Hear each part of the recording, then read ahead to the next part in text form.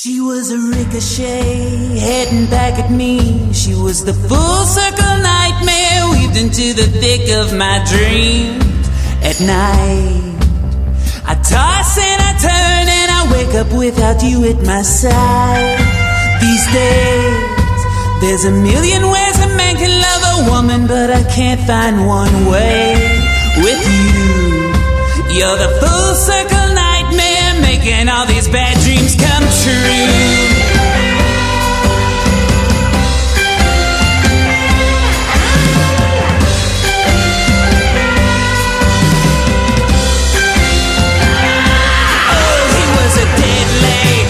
A dumb kid, he was a little less than what you like, so why the hell did you deal with it at all? His picture's perfect, babe, but it's hanging crooked there on your wall, for sure. And now you've gotta live with every photo you wish you could let go. Too bad, the full circle nightmare never lets you have what you have. Hey everybody, this is Jim Laskowski. Formerly a co-host of the Directors Club podcast, now the managing entity behind Now Playing Network over at nowplayingnetwork.net. And of course, every once in a while I do interviews with Voices and Visions over at voicesvisions.net. But I also wanted to preface the official recording with a sincere thank you to all the listeners and fans and supporters of this podcast and the network for 2018 and hopefully beyond. And also, both Brad and I have chosen our favorite songs of 2018. That was Brad's choice there, a song by Kyle Craft, and we had Full Circle Nightmare. That was his choice from the record, I believe, of the same name, and came out on February 2nd of 2018, and it's a pretty good rockin' little number. Mine is a little more subdued. It is a track by Boy Genius called Stay Down, and you will hear that at the very end of the podcast. It's a super group consisted of my three favorite songwriters making music today, Julian Baker, Lucy Dacus, and Phoebe Bridgers.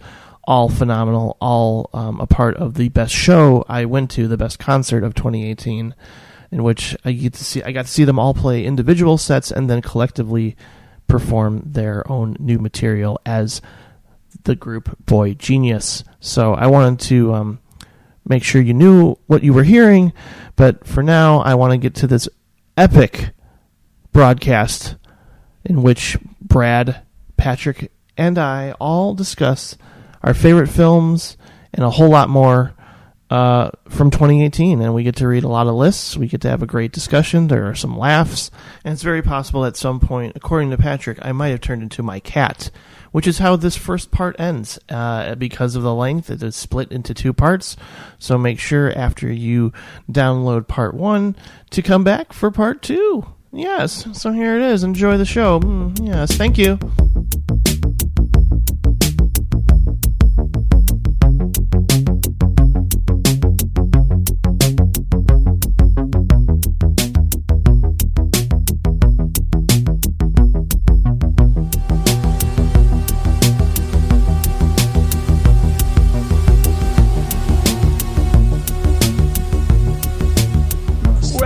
Everybody! Ladies, gentlemen, and those who do not believe in a gender binary, we're back. It's Directors Club. It's the year-end episode 2018 in review. We're actually recording it pretty shortly after 2018 this time. Yeah. It is me, of course, Patrick Rapole, the former host. It is Jim Laskowski, former co-host. There we as go. Well. We've been doing this for years and years, but someone who hasn't been doing this for years and years is Brad Strauss, current Directors Club co-host. Oh, that's right.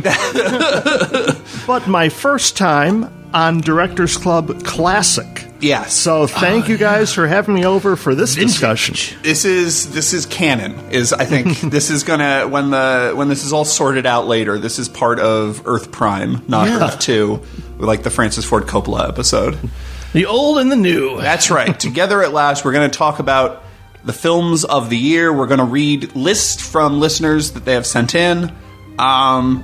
Well, we'll get into what we thought of the year. In general, I was a little underwhelmed, so I'm not necessarily going to have a ton of enthusiasm. But I'm with you on that. I thought it was okay, but a lot of people, I think yourself, I am more bullish on this year, especially since the last few years for me have been kind of disappointing. But I'm counting like my top 3 this year are canon top 3 as far as I'm concerned. Yeah. That really is what it takes. Like I think of like 2013 or 2015 as years where there was just like 3 movies that I absolutely adored, and I couldn't even decide which one was number 1. And I got all excited. You know, like that can make a year. You really need just really a couple of movies that stay with you and that you can't shake.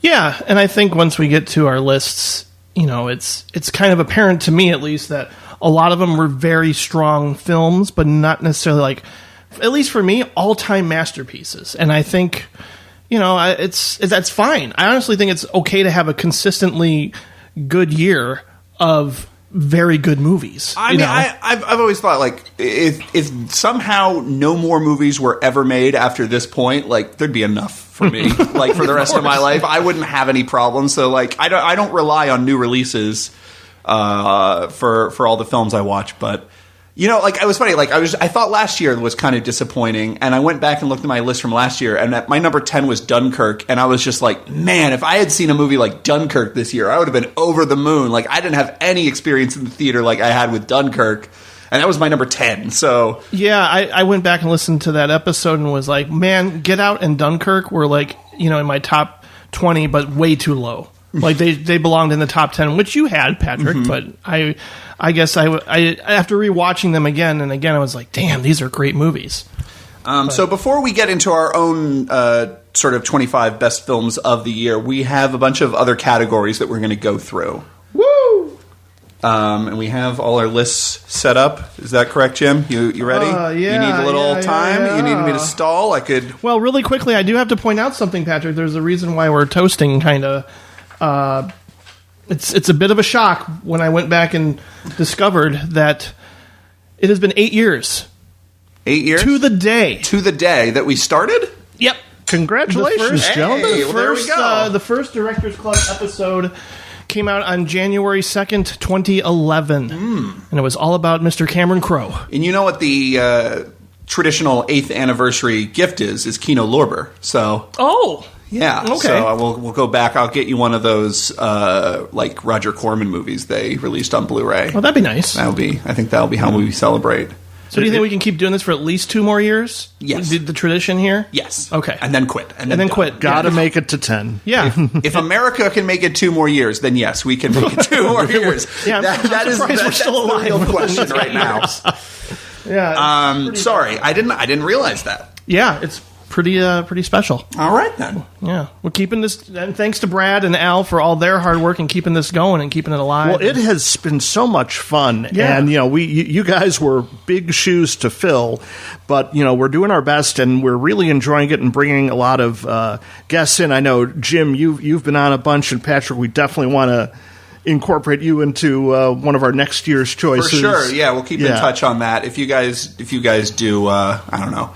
Anthony Mann. Renoir, I know that's one. Jean Renoir is one Jean Renoir is someone I just wanted an excuse to watch all of his films because it's hard. Yeah.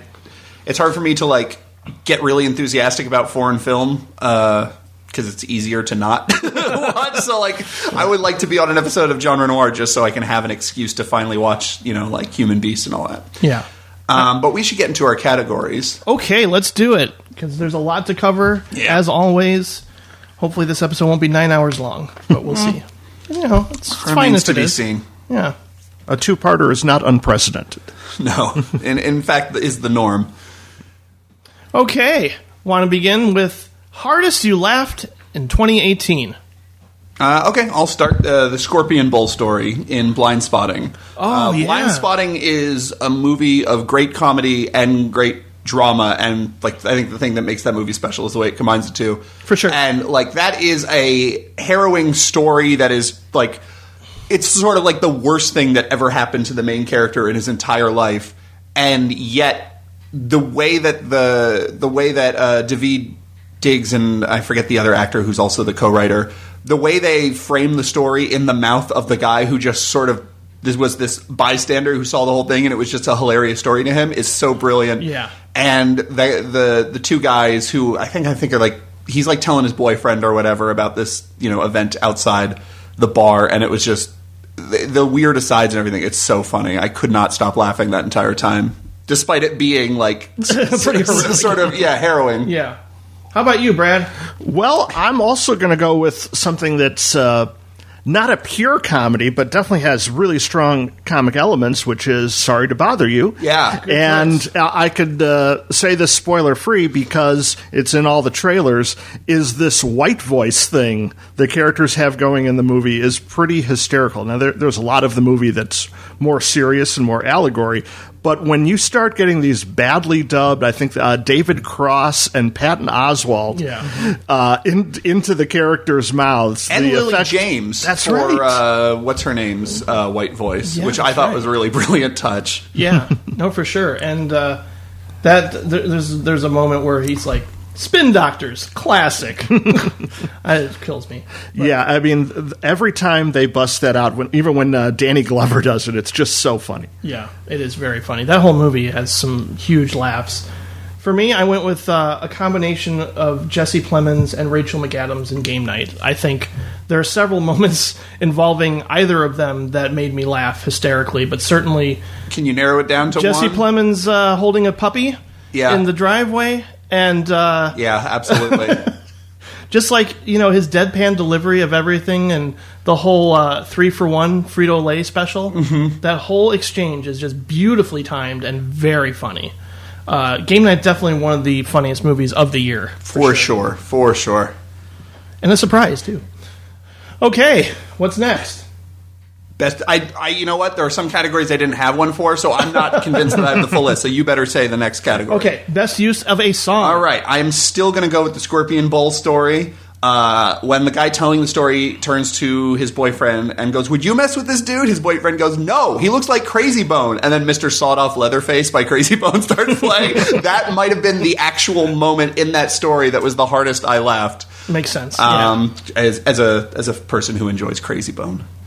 Well, my song is a jazz instrumental, which I'm still considering a song, and it is from the South Korean film Burning. Ding! We have a match. Indeed.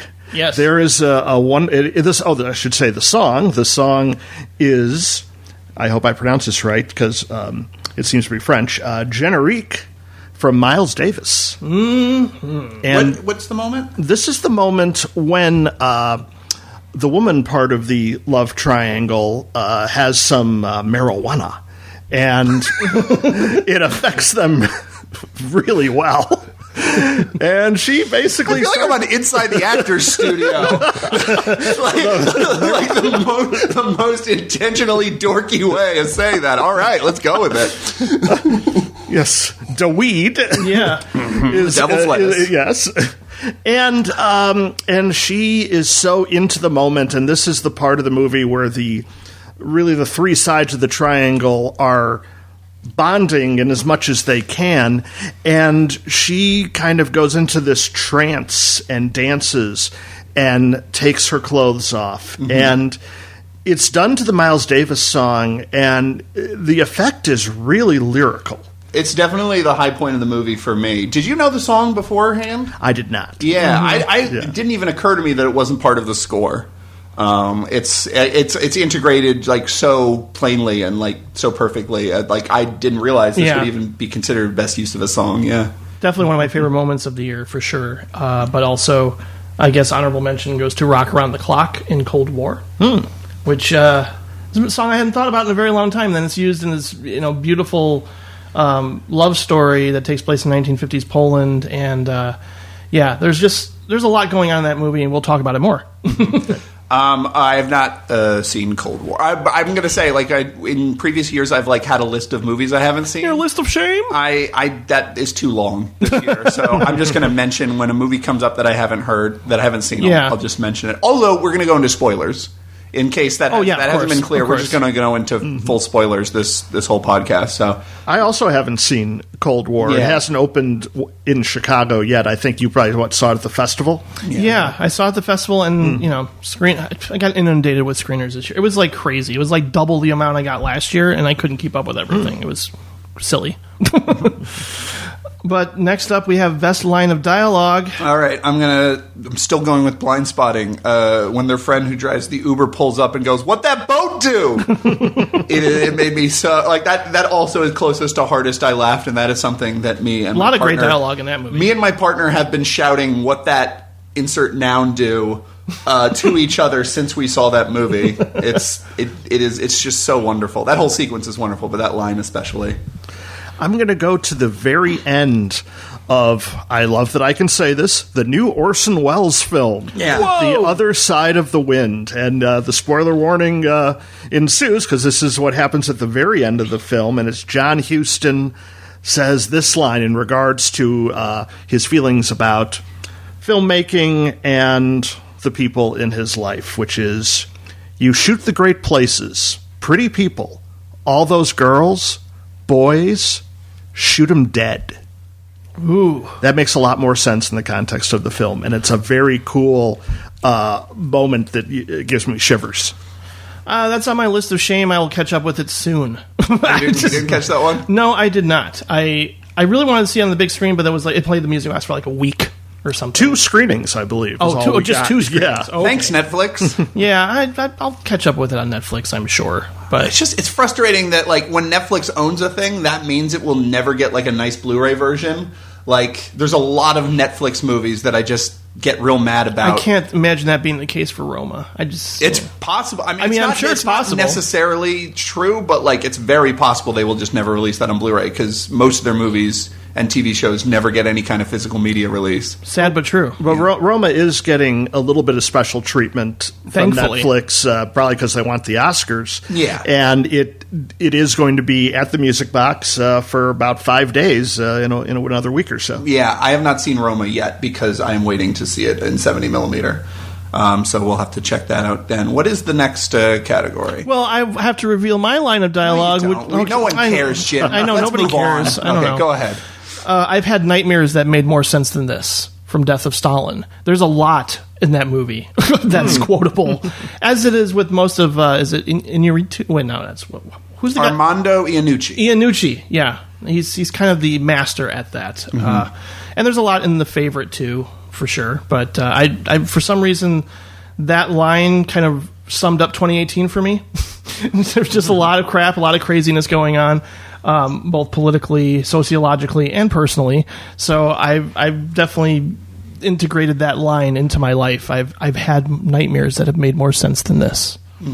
Our next category would be Best Acting Newcomer. So I actually didn't check this ahead of time. So mine is either Thomasin McKenzie from Leave No Trace. That's mine. Is that her first movie? I believe so, yes. Okay, so it's I still haven't decided. It's either her or Lady Gaga, which I guess Lady Gaga doesn't technically count, but like Machete 2 is not really like doesn't require what I would call acting, really. Yeah. And I was very impressed with Lady Gaga in A Star Is Born. It's a good choice. One of those two would be it. So I will go with Yalitza Aparicio from Roma. She is the lead character, the family maid, and has much of the screen time and is unforgettable. For sure. I believe this is her first film, and what she does in it is so natural, gets you so into the drama of the film that I think she deserves all the credit in the world. Excellent pick. I concur. Best Ensemble. Shoplifters. It's like no question. There's Shoplifters, and then there's 100 blank spaces, and then there's the next movie. Like Shoplifters Ensemble's so incredible. That's a great choice. Yeah. That would be my second choice. Yeah. It is a great choice, and I'm just going to copy it from you Okay. because that is also my choice. Because there is no real lead here. You're No. looking at this whole family, and from the children to the grandmother, and everyone is just equally fantastic. And it's so important for that movie because that movie is so much about challenging how you feel about any given character at any given moment, and like is this a good person? I don't know if they're a good like it really challenges you, and because there is no lead, there's no point of view that you're always identifying with. Every single person, you see where they're coming from when they are the focus of any given scene, and it makes that movie much more challenging because of it. And the child actors stand right up with the adults. Oh, yeah. Oh, for sure. Yeah, that was a highlight for that film. And I also want to give a special mention to Support the Girls, which I just thought... That was a very good ensemble. Everybody in that movie stood out in a very different way. Yeah. And it's definitely one of the most memorable casts compiled this year. We got most nail-biting Was that your moment. number one, was Support the Girls? Yeah, Okay. and Sure. I'm definitely with you on Shoplifters. It hadn't occurred to me until you said it. Yeah. So we have most nail-biting moment. I have three that I couldn't decide between. One is Colin walking home with a gun in his pocket and blind spotting, and the cop sort of stops and just starts fucking with him. That's a good one. And because at that point, the movie had very much, proven it. Like, he could get shot dead. Like, the movie, it's towards the end of the film.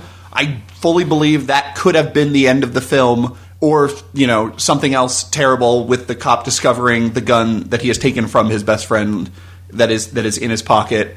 So, like, that scene was absolutely, just heart-stopping. There's another scene that kind of goes for the same thing that I didn't think worked as well, which is the little kid finding the gun. I thought that was a little, a little convenient, yeah. Like, the kid's, putting his eye right in it, and so it's a little much. It was.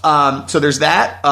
This one is just, a really great theater moment, which was the moment in the sequel Halloween where Michael Myers, where the baby is crying after he has killed the baby's mother. Right, yeah. And Michael Myers is walking right up to the baby. I could just feel the entire audience, lean way back and get really anxious that Michael Myers was going to kill the baby. And of course Michael Myers is not going to kill the baby, but for a second everyone in that theater, including me, believed that Michael Myers could kill that baby. I sure did. And that was fucking great. And then there is the shootout in Hold the Dark, which I think was just an immaculately staged sort of action sequence that was very scary and very tense. That would be my best action sequence of the year, for sure.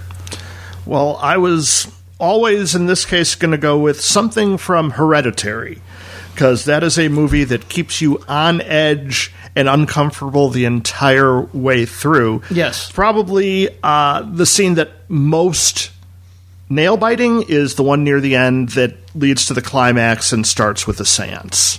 That's a great choice. I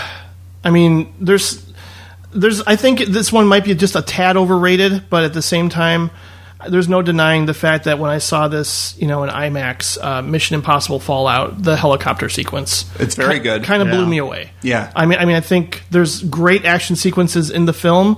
Some cliche kind of tropey stuff that didn't sit well with me, especially seeing it a second time. But that helicopter sequence, by far, I was grabbing my chair with that one. It's interesting that you give that. Obviously that was very tense and nervous. Made you, and it was a very nail-biting moment for you. When I saw that film, that to me was the one moment where the action and the comedy meshed well.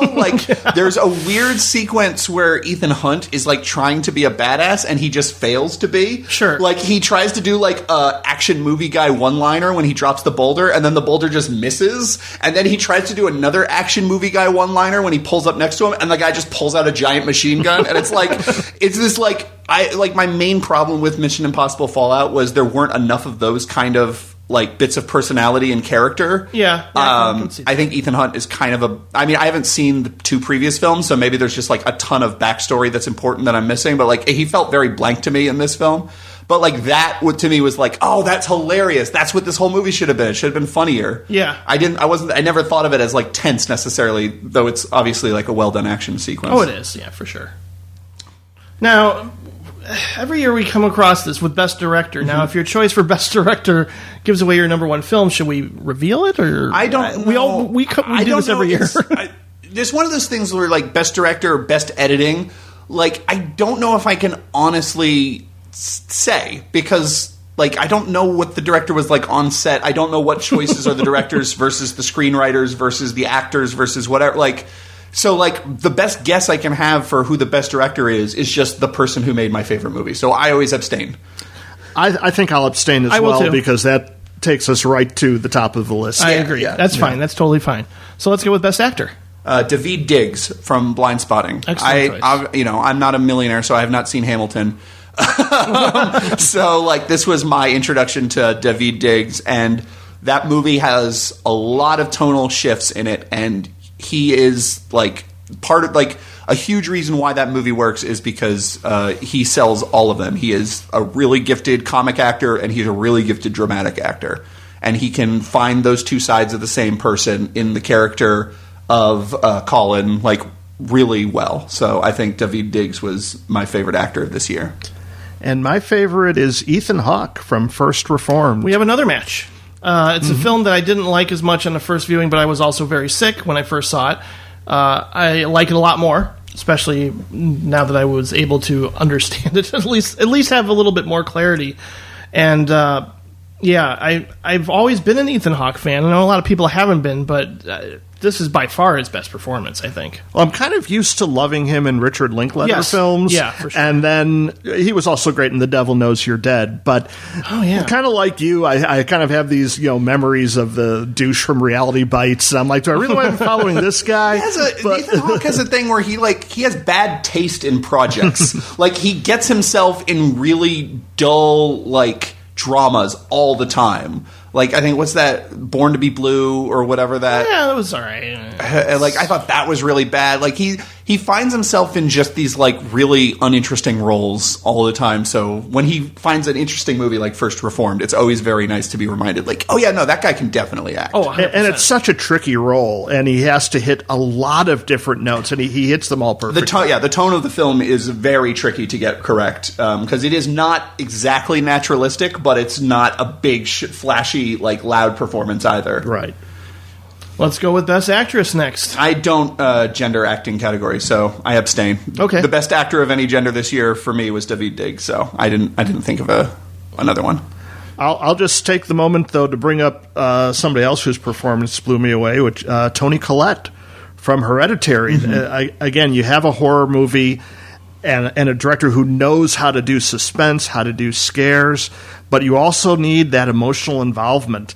And through an ever-increasing level of paranoia and hysteria, Toni Collette balances her role as a mother with what she's facing with her losses, and even though the movie is constantly kind of coming at you with something, you're always relating to her and what she's up to. Agreed. I went with Regina Hall from Support the Girls. I was wondering. You stopped by my work like about a month ago, and we were talking about you need to fill out your Chicago Film Critics ballot, and we were discussing whether or not it would be Toni Collette or Regina Hall. And again, watching it again really helped bump it up, but also just highlighted how she carries the entire film, but not just, with her incredible acting, but she carries that whole crew, as a character, and you really get to experience just the ups and downs of running an entire restaurant, but also trying to balance your work or with your real life. And I mean, she just does it so naturally and so realistically. It's like, I know people like this. I think when films, particularly Hollywood, but even indie films are guilty of this, when they try to depict low-wage, blue-collar life, they always err on the side of masculine jobs like Mark Wahlberg in Deepwater Horizon or something like that. It's always like a guy...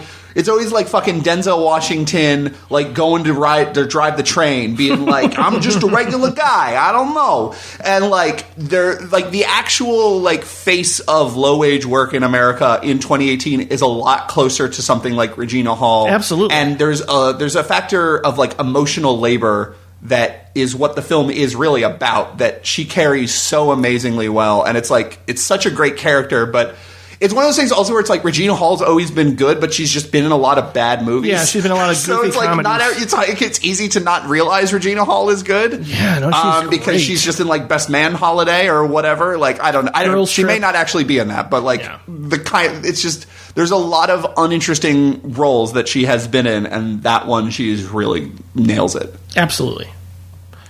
Best Supporting Actor. I went with Thomasin McKenzie in Leave No Trace. I think that movie is... it's a very interesting performance because she's a first-time actor, at least on film, and a lot of the times first-time actors, like especially younger roles that are good, they sort of err on the side of just not being too emotive. And she has that, obviously, but like she has these little glimpses where she reveals like an infinite well of vulnerability that make that entire movie work. Yeah, it's a performance that doesn't call attention to itself. No, not at all. But it's really internal, but yet But like pretty much every time she sort of like so much of that movie is her going with the flow, even when the flow is insane. Like when it's because she just has no frame of reference for how things are supposed to work. And once she starts getting glimpses of how things are actually supposed to work, and she starts sort of revealing that she has her own desires that diverge from her father's, like. Those moments all made me cry.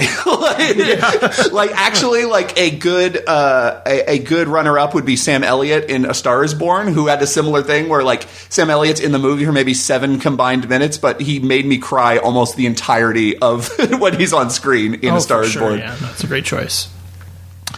For that, I will go back to Burning and Stephen Yeun. Yeah. He has a really tricky role because we basically don't like him. He's kind of the yuppie rich guy who's coming in on our couple that we're trying to identify with. And as he goes on, he plays the unlikability, but as the film goes on, he shifts to a little bit more mysterious mode, where you're like, well, I mean, he means well here, but you're also suspicious, and so we have to feel different ways about him through different parts of the movies, and he helps us do that. Agreed. And again, watching this one for a second time bumped it up, and just anytime he's looking through that glass.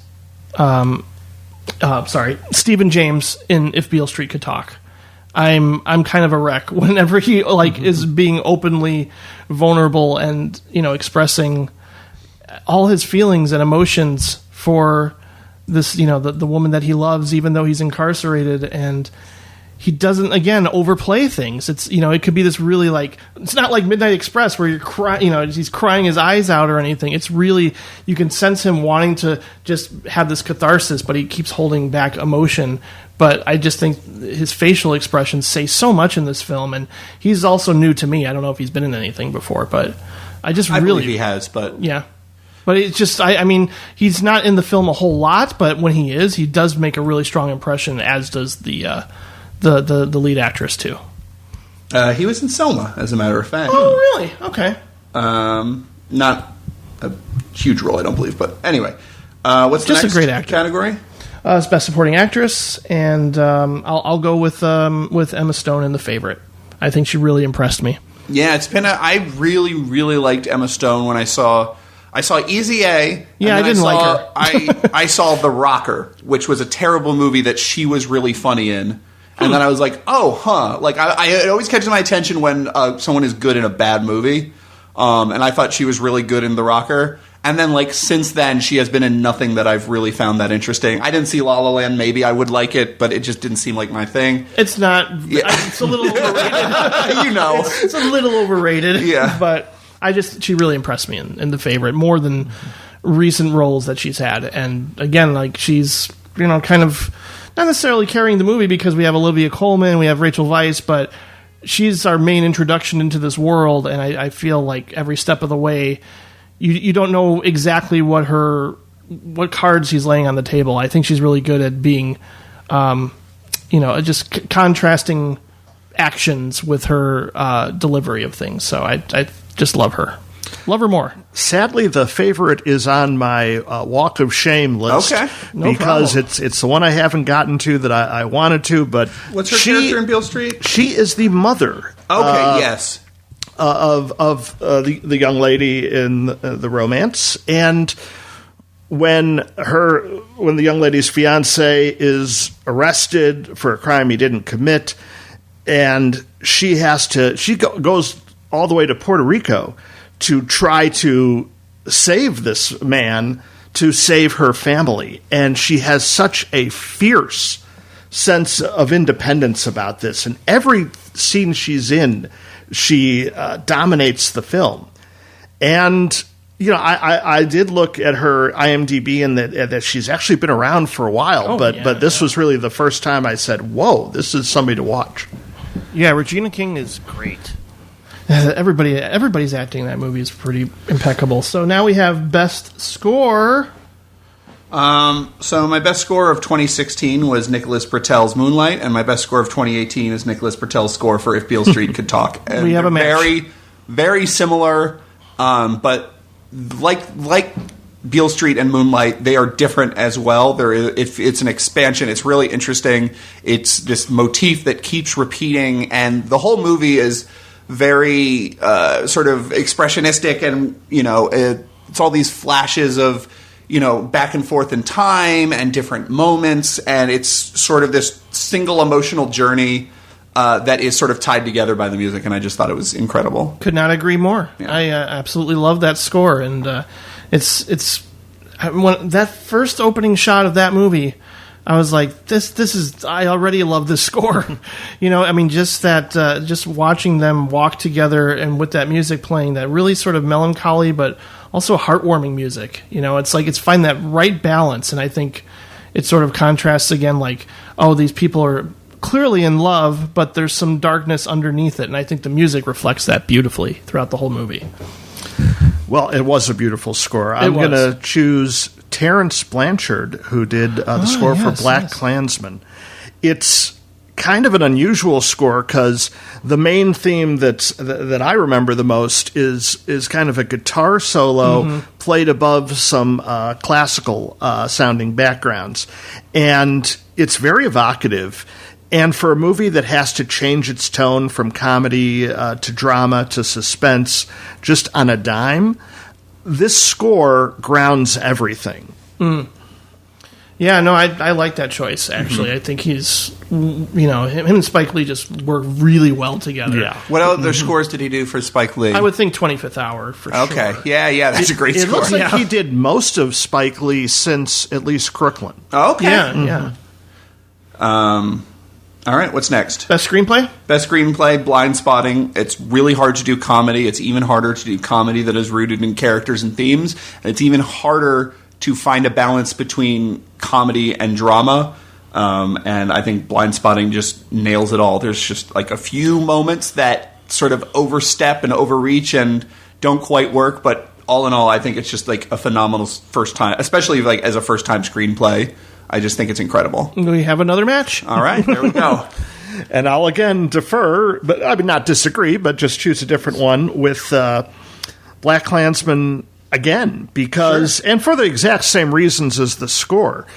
It's the varying tones and how this script has to take you on a journey that is on one level believable story-wise, two, comedic, funny as hell in moments, and then also circles in on itself to make some really larger and important political points.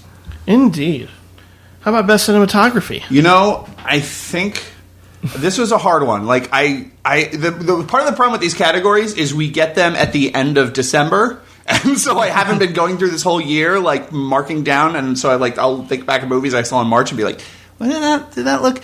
I think probably I'll have to go with If Beale Street, just because to me, like that movie, like the memories I have of that film are of the score and of the colors and of the images and the lighting and sort of the really delicate balance it plays with being sort of a larger than life melodrama, but just also really grounded and human. And I think I thought the cinematography in Moonlight was really good, and I thought it was better in If Beale Street Could Talk. I would agree with that.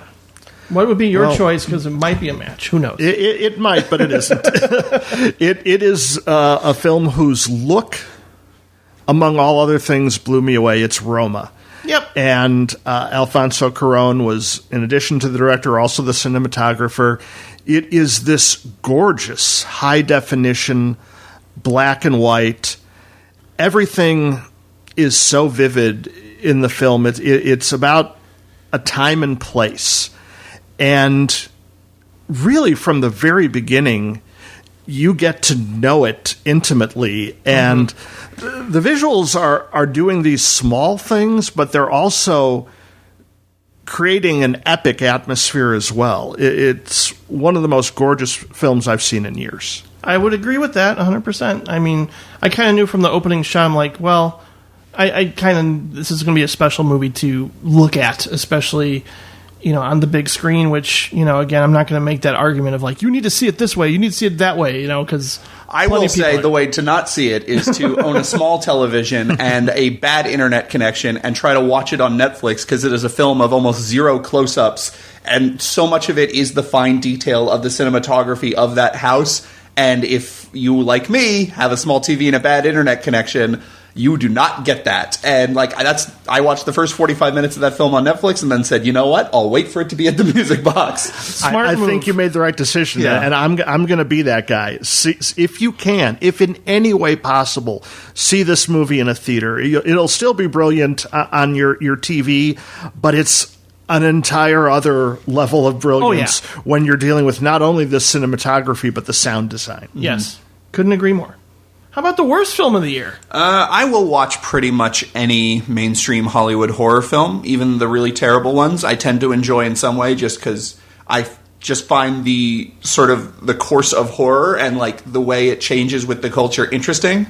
Slender Man is the rare film that I just could not really enjoy at all. The one glimmer of fun I got out of it was that it reminded me of Wes Craven's My Soul to Take. Oh. Which is another bad film, but that's very bad. That's an interesting bad film that I kind of like watching. But it has the same kind of look and feel and just ridiculously somber tone connected with absolutely nonsensical material. It's the kind of movie that feels like it was just destroyed by reshoots or something like that. But yeah, that's the worst movie I saw this year was Slender Man. Understood.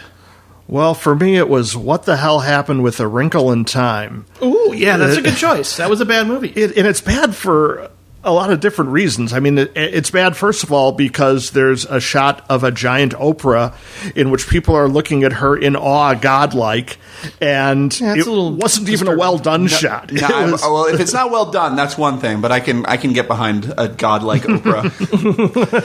But more than that, there was some very weird, incompetent filmmaking going on, and I have all kinds of respect for Ava DuVernay from her documentary, The 13th. I didn't get to see Selma yet, but I want to. But she was doing, I think she was just uncomfortable in this genre. She did something odd, and I was getting a headache as I was watching this, and I was asking myself, well, why is this happening? And then I realized this film is nothing but close-ups. She is cutting from close-up to close-up to close-up over and over and over again. I'm like, oh my God, you have to vary this. This is not working. Yeah. And Reese Witherspoon, I don't know what she was doing in that movie, but it was really obnoxious. Right. I mean, and it's a lovely children's book that I remember from my childhood, and there's lots of great moments to take advantage of, and it seems like she misses all those opportunities. So you mentioned incompetent filmmaking, and I just want to say, I think deep down, the worst film I saw this year was Puppet Master: The Littlest Reich, but I have to go on record as to say that I absolutely despised Vice. I think Adam McKay doesn't know what he's doing. With the camera, no. With the camera, no. There's so much, the editing is so clippy, and the camera is always shaky, and he just cuts to this weird meta voiceover thing with Jesse Plemons that there's so many weird choices that made no sense to me, and he thinks he's being clever, and he thinks he's being funny, and he thinks he's and then, oh God, don't get me started on the closing credits, but it's just really throwing it in your face for your political stance, and also just kind of a mean movie. I mean, I don't know if he's just trying to reflect the mentality of Dick Cheney to the point of being that off-putting, but it was just I hated every frame of that movie, and I know people put it on their top 10 list, and I'm just okay, clearly you had a completely different experience, but it made me angry. I hated The Big Short. The Big Short's the one that made me angry, because I love Adam McKay, the comedy writer. I love Adam McKay's sensibility. I love the work that he does with Will Ferrell. Like, Step Brothers is one of my all-time favorite comedies. And he was always political. When he made Anchorman, it was political. But, like, he was political in a sphere that he was completely comfortable with and knew how to make it work. And so when he does this satire of, masculinity and sexism in the workplace and stuff like that, like, it's not deep, no, but, like, it works because the rest of the film around it works. And then, like, as his films... the other guys had those closing credits. The other guys had those, like, the like, Inconvenient Truth closing credits, and you're like, oh, who do you think you are? And then The Big Short, I thought, was just absolutely terrible. So, that's Vice is amplified. Yeah, I did not see Vice, I did not see Puppet Master Littlest Reich, and I did not see Wrinkle in Time either, just to say. But, yeah, I'm not surprised. So you won on all three counts. Yeah, absolutely. You lucked out. I think I probably mentioned this back when we talked about The Big Short, if we talked about The Big Short on one of our year-end episodes before. We did. But, like, to me, Adam McKay is the guy in Sullivan's Travels who is, like, wants to make important movies, and he doesn't realize that he was already making important movies. He thinks he is the only one who sees what's happening. And it's like, my dude, we all fucking, like, you can't fucking miss it. Like, what do you think? You think you're blowing our minds with this story about Dick Cheney? Like, where were you fucking 15 years ago? I know, that's exactly it. I mean, it's like the worst tendencies of Oliver Stone. Yeah. Like, and that's all Adam But McKay even, does. like, Oliver Stone made W when W was still in office. You know? Yeah. No, that makes sense. Like, at least Oliver Stone has a little bit of teeth. Even late career Oliver Stone has just, like, a little bit of teeth. Right. I didn't get a chance to see this one either. Judging from this, I'm not in any rush. You don't have to. I mean, there are people who love it, and there are people who, like, call it really interesting satire, and there's good acting in it. Obviously, Christian Bale does what he does really well, and transformative in the trailer. Yeah. Oh, yeah. No, I mean, it's and Sam Rockwell's kind of funny as George H.W. Bush, but nah. Okay, just George W. Or George W. Yeah. Yeah. Sorry. So we have Most Promising Discovery. Now, I'm a little unclear as to... I think we said the talk last year. Yeah. Yeah. It could be an actor, it could be a director, it could be anything. I have three then. The director of Angels Wear White, Vivian Q. She's made one feature film before.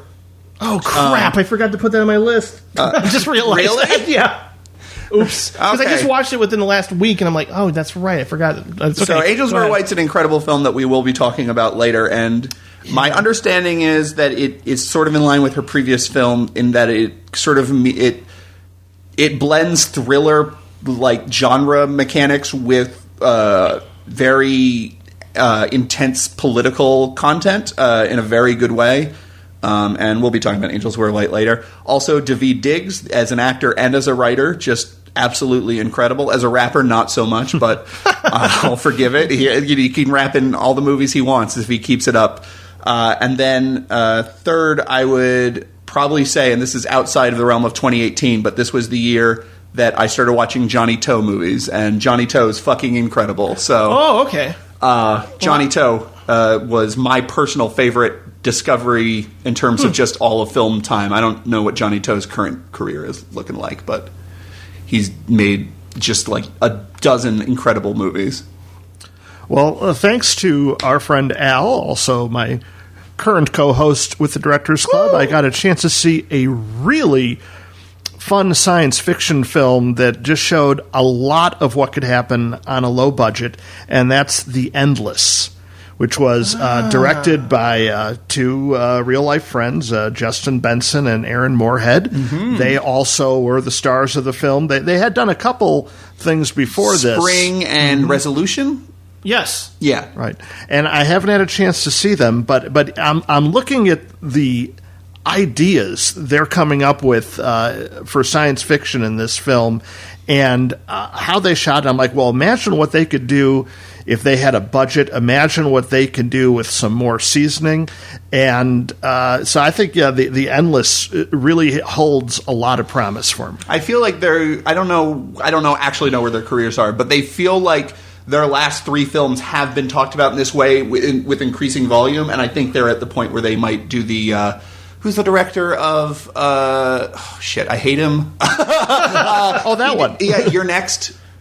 Oh, Adam Wingard? No. Yeah, Adam Wingard. Okay, yeah. Adam Wing, like I think they're going to be the next where like they're going to start getting a little like they're going to be given They'll get some traction from Blumhouse movie or something like that. But I'm not a fan of them personally, but they definitely idea men for sure. Yeah, I thought The Endless was interesting. I need to watch it again. Like, there's just a lot going on in that movie. I don't know if it all came together satisfactorily. Is that the word? But you weren't satisfied. I wasn't quite satisfied for some reason when it was over. But I'm going to give it another look just because I'm a fan of their previous films. I think it's worth it. It's also one of the most interesting audio commentaries I've come across this year because they are so kind of being near the beginning of their career. They aren't as jaded as a lot of director commentaries seem to be. Also, they could play off of each other, and because a lot of it's about how do you make a movie that looks good on a low budget, it's also very interesting on a filmmaking level. Well, I will definitely check that out. My choice is Ari Aster for Hereditary. Oh, yeah. Well, I guess everyone's Discovery. Had he made shorts or anything before? I think he might have. Okay.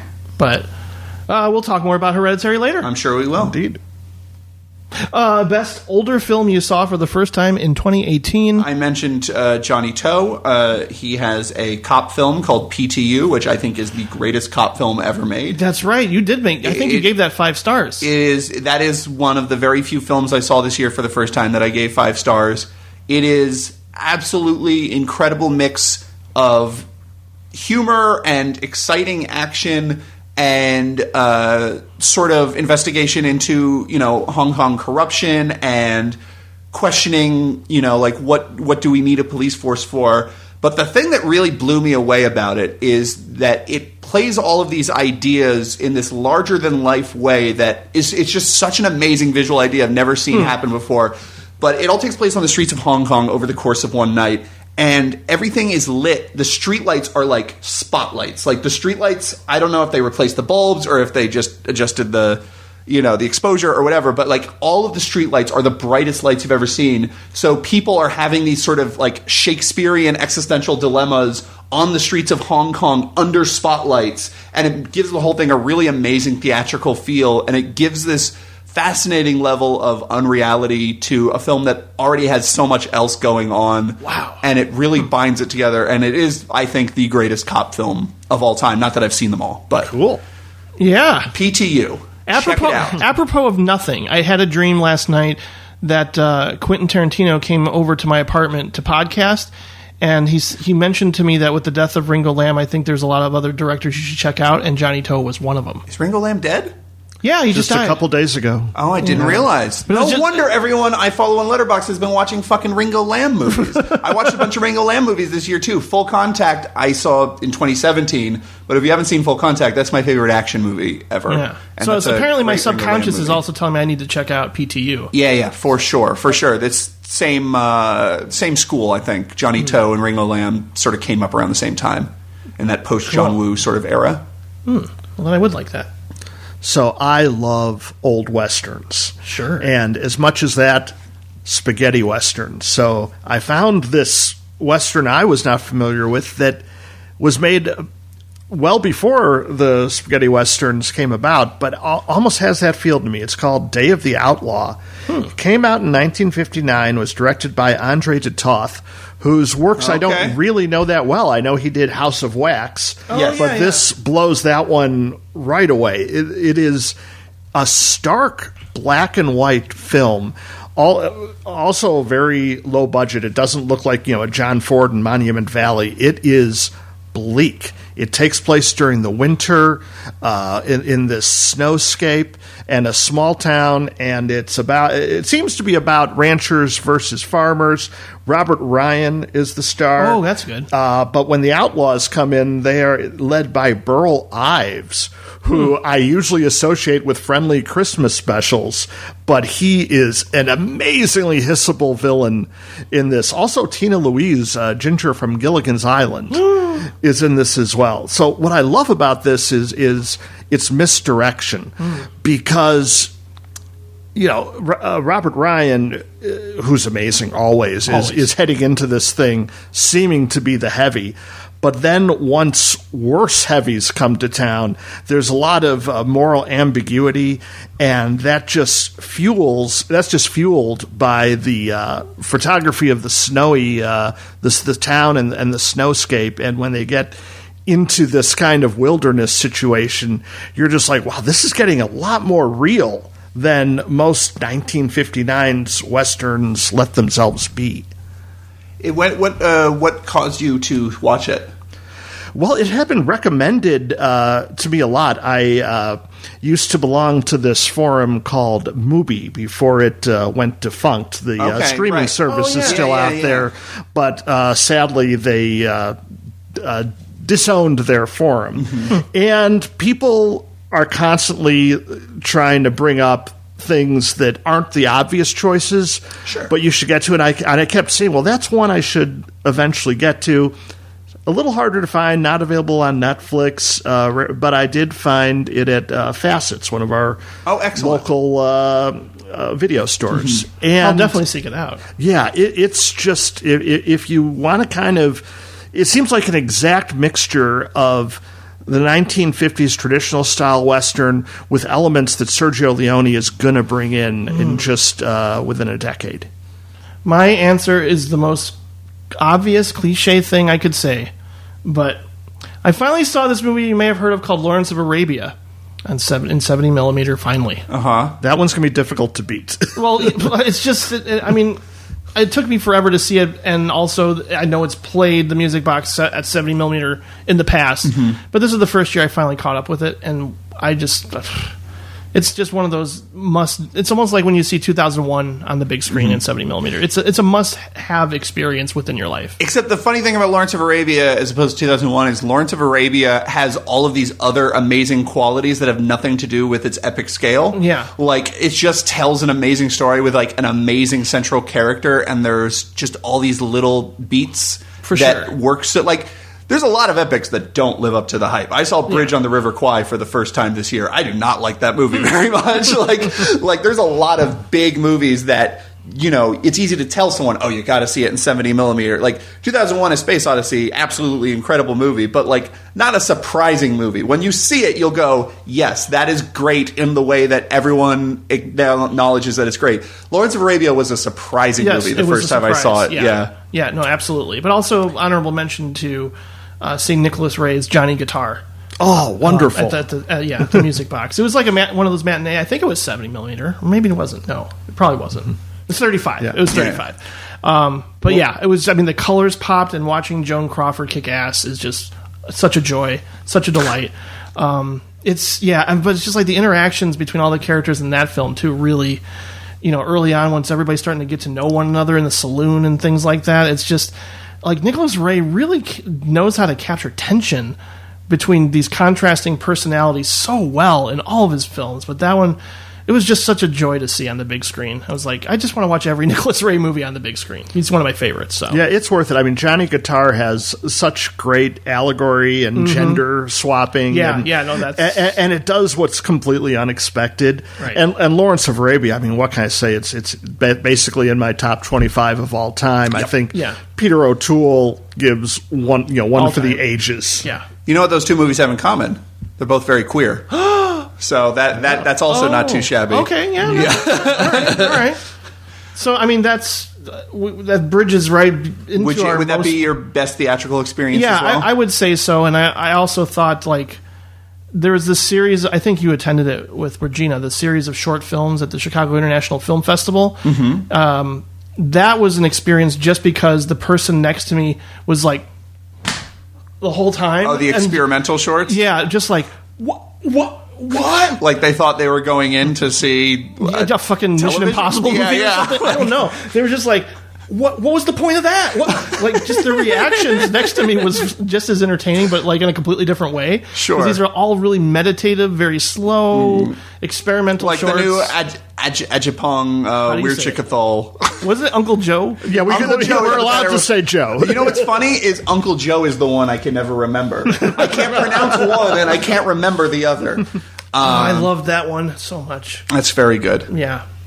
My best theatrical experience was part of the Music Box of Horrors, I stuck through the entire time. I sort of passed out a little bit during Sleepaway Camp 2, and I was sort of not really there for Body Melt, but I did get to see the second to last movie they played on the big screen, and this is really, I think, the only way you can watch this movie, Wicked Wicked.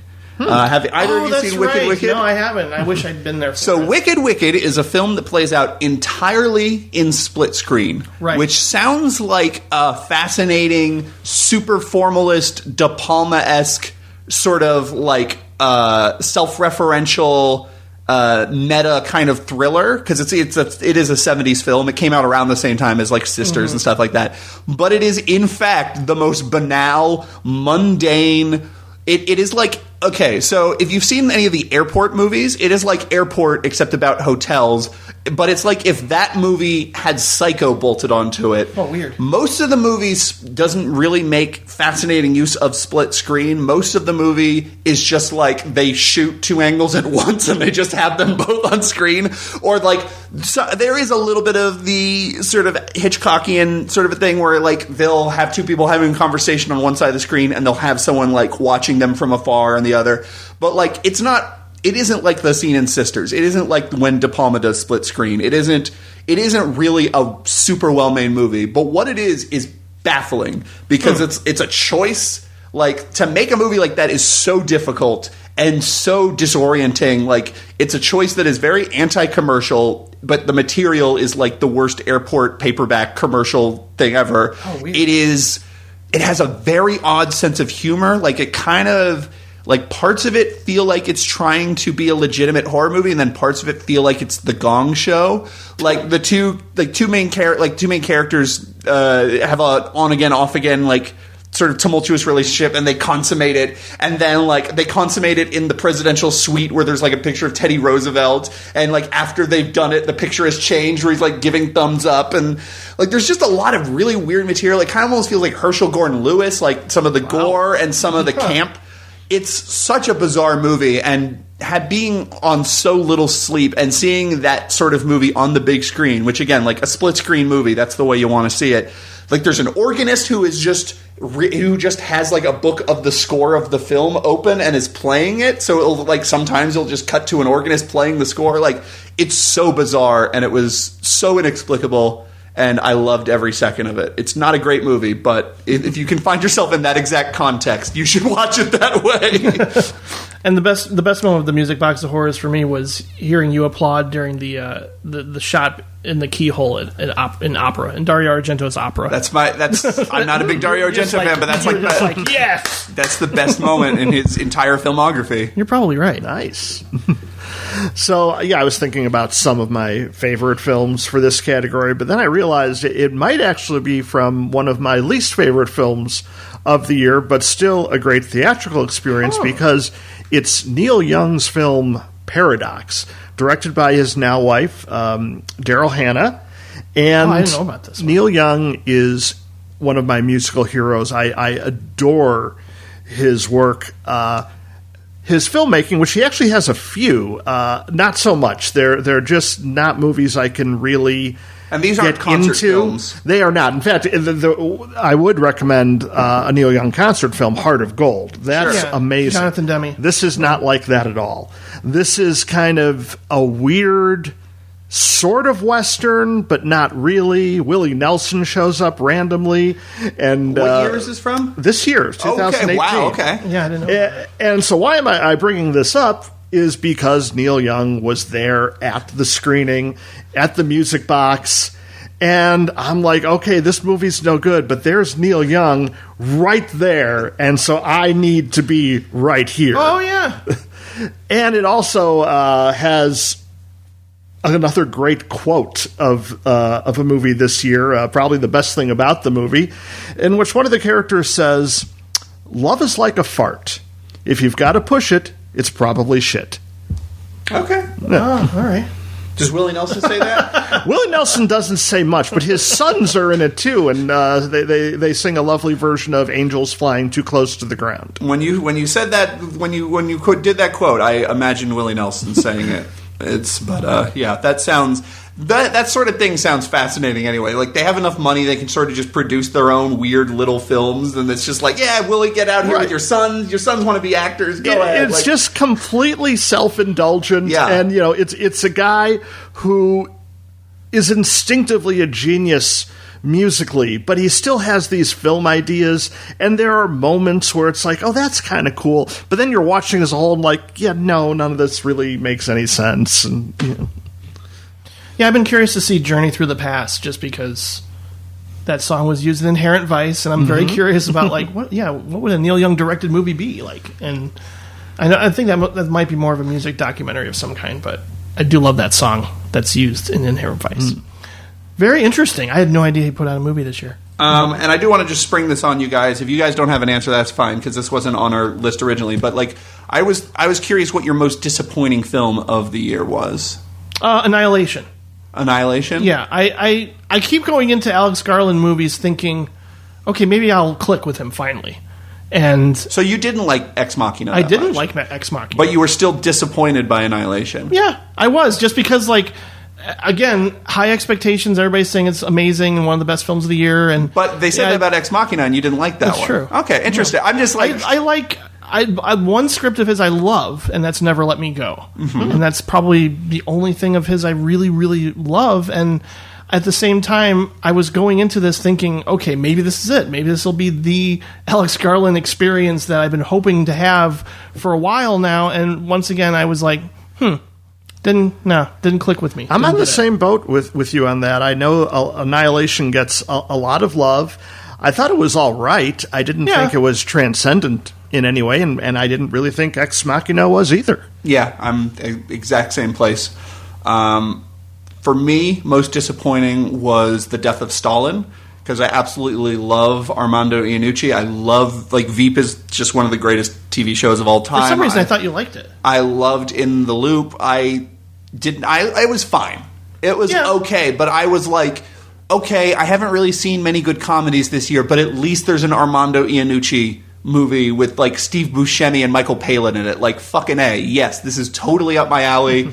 I don't allow myself to get my hopes up really ever. I'm very cynical, and I tend to assume even directors that I love films from, that their next one will disappoint me in some way, because that's just generally how it goes. So, this is the one time I let my guard down and was really yes, all right. And, part of it could be just, I'm an idiot and I'm uneducated, so, those are all real historical characters that I know nothing about, and I know nothing about that era of the USSR or anything like that. So, maybe to someone who understands what's going on, it was a lot funnier, but I just thought almost all the jokes fell flat. And I was... That was pretty funny. It's fine, but when the expectation is Veep, fine is majorly disappointing. Yeah, and also In the Loop, which I think is probably the funniest movie of the last 10 years. Yeah. And this...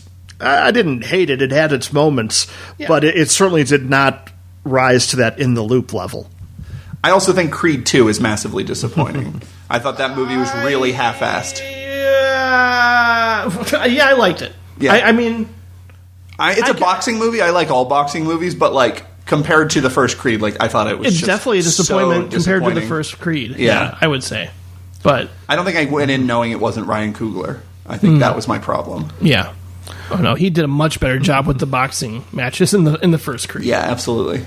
Well, if you grow up loving Star Wars as much as I did, and having to deal with everything that came after the original trilogy, in which they really may as well have stopped, but they all had their moments. The prequels, all the criticisms of them are valid. Same with Force Awakens, Last Jedi. They all have their moments. I think, to one extent or another, there's redeeming qualities. There's things that are terrible. There's things that work. And you kind of balance it and end up having a dopey good time. But Solo just sucked. Yeah. That was so unfortunate. I mean, again, on a basic filmmaking level, the thing's not even lit well. There are scenes that you just cannot see what's going on. And then what it wants to emphasize, it's goofy.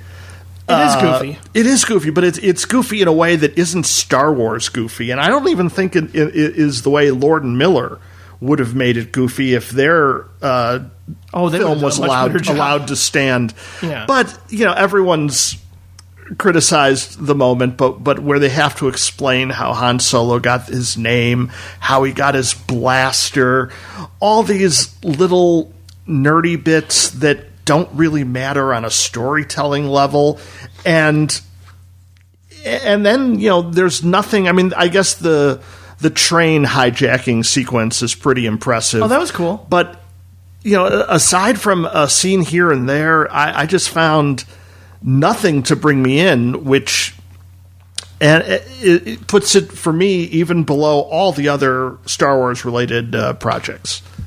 Even more than Attack of the Clones and Phantom Menace? Because here's the thing: Attack of the Clones had that terrible script and a love story that was really no chemistry, not working, but it also had that great extended action sequence at the end to bring me back into it. And there was no equivalent in Solo for me of that. I always walk into any new Star Wars movie with just like, maybe it'll be fun. And I thought Solo was kind of fun. Like, I rolled my eyes a lot in some of the things that you're pointing out. And like, yeah, that was really cheesy and ridiculous. But I guess I get just the joy when Donald Glover shows up. I think he's, and Alden Ehrenreich was fine. I felt like, I don't know. Part of me wants to champion that guy based on how great he was in Hail Caesar, but you're right. It's not anything special in terms of the Star Wars universe. But then again, I don't have a whole lot invested in the Star Wars universe to where I always walk into something going, maybe it'll be fun. Maybe I'll enjoy myself for 2 hours. And I guess I kind of did. But and my thing is, I keep coming back. It's like I'm like Charlie Brown with the football. It's like, make another great one, please. Yeah. Or just make one I don't hate. and like, it's fair enough. Like, I thought Last Jedi was really good. Like, I thought I don't know how you land on that, but like, I was like, oh, maybe they're gonna do something interesting. Like, they're not like Last Jedi was not so precious.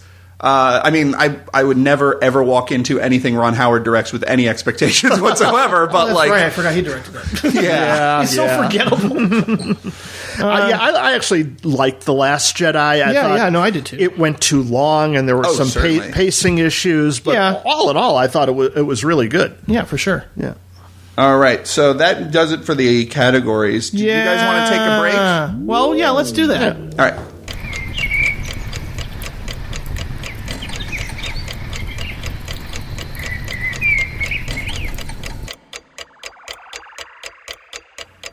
Okay, we're back on the Directors Club podcast. And what we're going to be doing right now is we're going to be running through our honorable mentions, kind of. It's our numbers on our list. It's number 25 through 11. Films that didn't quite make our top 10 list, but are nonetheless at least worth a mention. Indeed. I'll run through mine first. My number 25 is Optimism, which is a short film by Deborah Stratman. Deborah Stratman directed my favorite film of, I can't remember which year, but Illinois Parables was my favorite film of that year. And this is not nearly as good as Illinois Parables, but it is a really interesting sort of experimental documentary.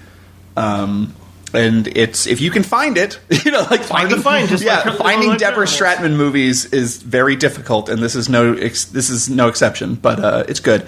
My number 24 was Heavy Trip, which is a very heartwarming Norwegian black metal sort of coming-of-age comedy. It's not as good as something like Hunt for the Wilder People, but it's in that same ballpark, and it's good. Notable in that it's a movie about heavy metal that instead of being about like demons coming to life or something like that, it's just about the actual truth of heavy metal, which is like people who love metal are just dorks who have found something that makes them happy. So it's kind of sweet-natured the way I would like a Taika Waititi movie would be. It's worth check out. A Star is Born was a very surprising movie. I think there's a lot of sexist bullshit in it as far as its general disinterest in Lady Gaga's character. She kind of only exists as far as how she reflects Bradley Cooper's sort of lifelong struggles. Yeah, that's what. And I thought the ending needed another 20 minutes to make any sense at all. But Bradley Cooper's a really interesting director, and I think the performances are all really good. My number 22 was Halloween, which is like 45 minutes of an amazing slasher movie that is sort of bookended by a lot of bullshit. But I like slasher movies, and that had a lot of really good material in it. And it's, as far as, Halloween, bringing back Halloween, reboots, remakes, whatever, Like, it certainly has been done worse, but it's also been done better because it's basically the same plot as Halloween H2O, just not as good.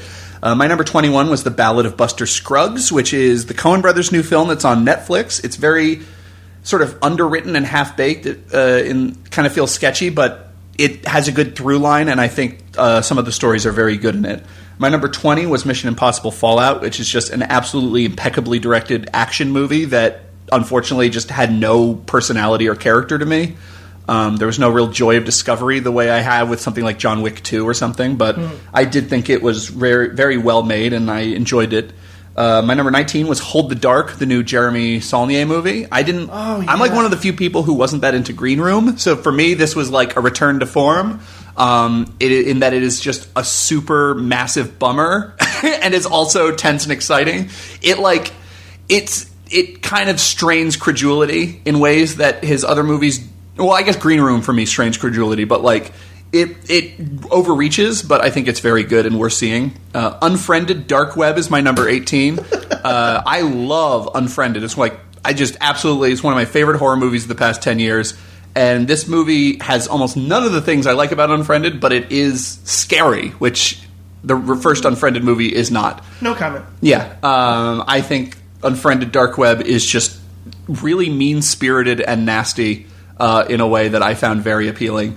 My number 17 was The Secret Papa, which, full disclosure, is written and directed by my friend Sean Pierce. Sean Pierce and his two compatriots, Punctuation Films. Sean Pierce has been on this podcast, and I made a film with Sean Pierce last year. That's right. Actually, 2 years ago now, since we're recording this in 2019. I made a film with him in 2017, and I got to see this, and I really like it. It's sort of like Tim and Eric meets The Long Goodbye, but it's not shitty the way Tim and Eric can be. It's a good description. It's very sincere. My number 16 is The Favorite. I think it's really good, but I was also just disappointed because Killing of a Sacred Deer was my favorite movie last year, and this feels a lot more conventional. And this honestly was like the Armando Iannucci film, the better like Armando Iannucci film than Armando Iannucci's actual movie. And I kind of like it in that way, but it is not nearly as fascinating as stuff like The Lobster and Killing of a Sacred Deer. I think it's kind of fascinating. My number 15 was Game Night, which is just an amazing comedy and a good reminder that, like, oh, that's right, comedies don't have to be just sort of a mess of badly improv scenes and celebrity cameos sort of smushed together the way that so much mainstream comedy is now. I thought Game Night was just really good. My number 14 was Support the Girls, which I think I'm probably underrating, but I think I will always be disappointed by Andrew Bujalski movies that aren't computer chess, and I don't think he can make computer chess again because no one can make computer chess, so like that's just an unfair hurdle. But I think that's a really fascinating movie on top of being a good, satisfying comedy. My number 13 was Suspiria, which is a film I thought was really interesting and I really enjoyed, and I thought the way it merged a sort of grounded historical reality with its surrealism was very effective, and I thought it was pretty scary, which is always a plus.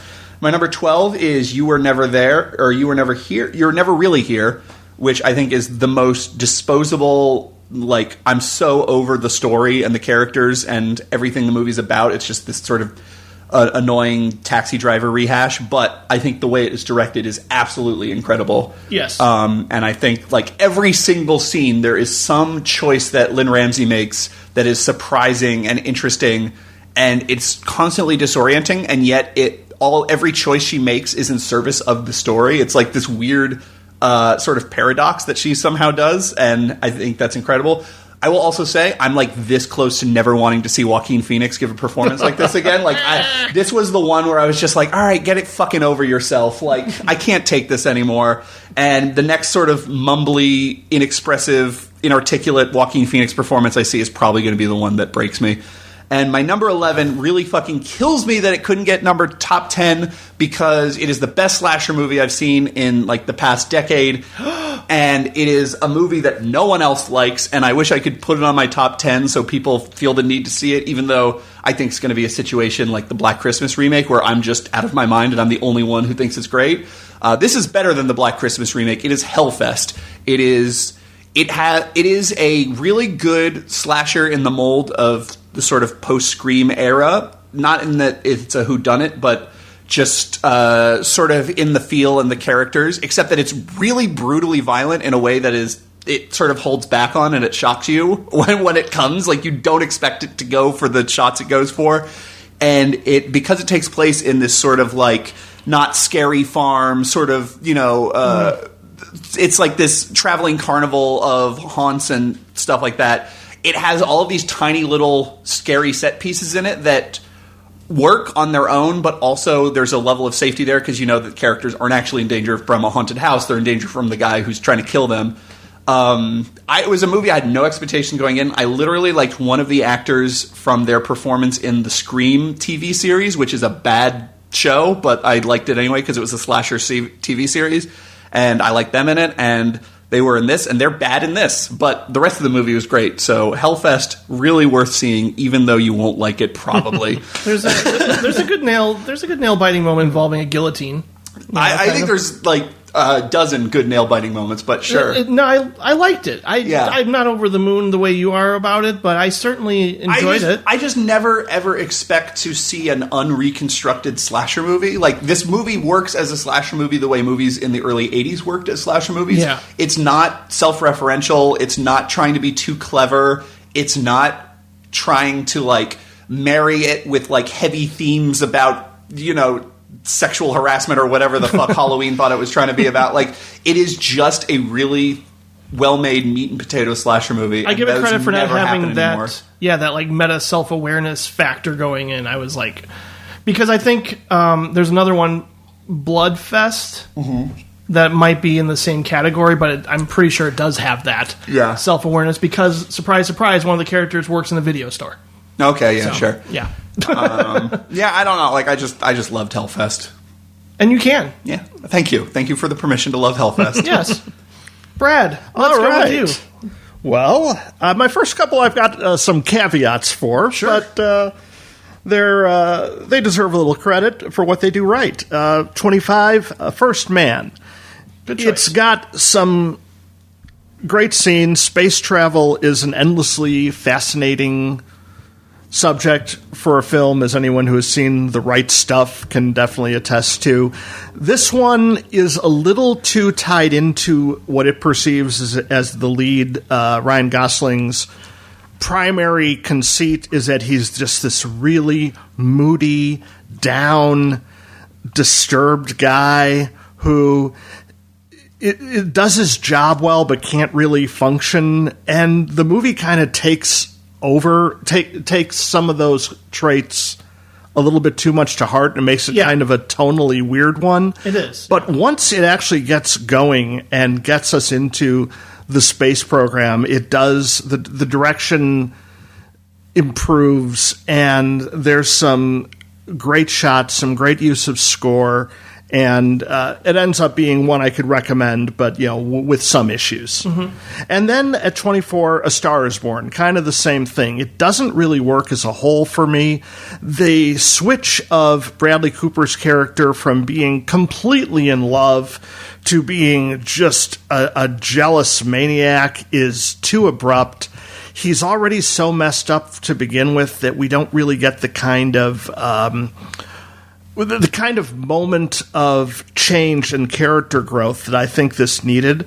On the other hand, the music was all great. Cooper and Lady Gaga both have stage presences that are really, really fun to watch. And best of all, Sam Elliott gives a fantastic supporting performance as the lead's brother. So at 23, Isle of Dogs, the Wes Anderson animated feature that is both a tribute to Japanese cinema. The main villain is named Kobayashi, and there's all kinds of little Easter eggs to Akira Kurosawa and other Japanese, mostly samurai films. And then it's also about dogs, and there's a lot of great voice acting and Wes Anderson-esque moments. And there are scenes that are pretty dark for an animated film, but it's definitely one that is worth seeing.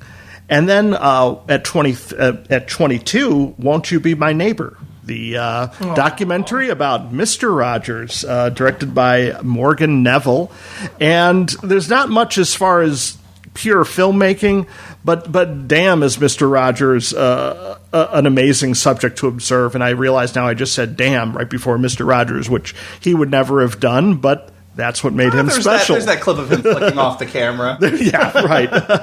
Yeah, it takes you...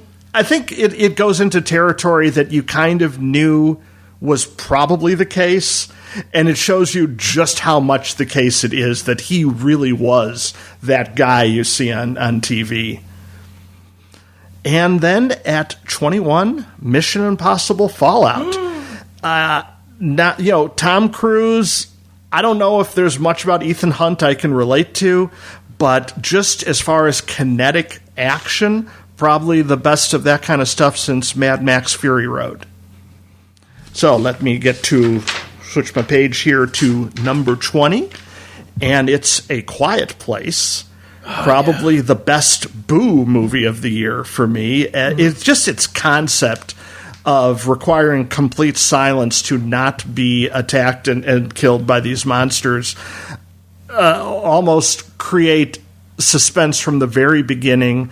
And it's not one that transcends, I think, into some of the great horror movies of the past few years, like Babadook. But it is one it's just a lot of fun and delivers on the horror. 19, this was a candidate I was thinking of for Best Ensemble, is Widows, the Steve McQueen film that seems to be a heist movie, but if you go in expecting it to be purely a heist movie, you might be disappointed because it's a lot more character studies going on. Yeah, I was disappointed. I'm going to watch it again just because I feel like maybe I wasn't in the best mood for it or something. Again, expectations can play. I would say it doesn't necessarily complete all the arcs that it starts. Mm-hmm. There's for those. There's a lot going on, and you're mostly following this group of widows who want to take over this heist after the lead husband dies, and then there's this very interesting subplot with Colin Farrell as running for alderman against a local gang leader, and then Robert Duvall is his father, the sitting alderman, and there's just all kinds of weird dynamics through that story that I wish it had taken a little more time with. But still, McQueen is able to get us really into these characters. Viola Davis is amazing in her performance. Absolutely. Yeah. So at 18, Leave No Trace, directed by Deborah Granick. It's, I think, her first movie since Winter's Bone. 8 years. And maybe she needs to do more of them because she is really good. And you have this wonderful father-daughter relationship between Ben Foster and Thomasina McKenzie. And there's some harrowing scenes in the wilderness where you're really fearing for their safety, but then also just kind of the way they interact with each other makes it a highlight. At 17, you guys talked about before, and I concur, Support the Girls, a great ensemble piece, very naturalistic.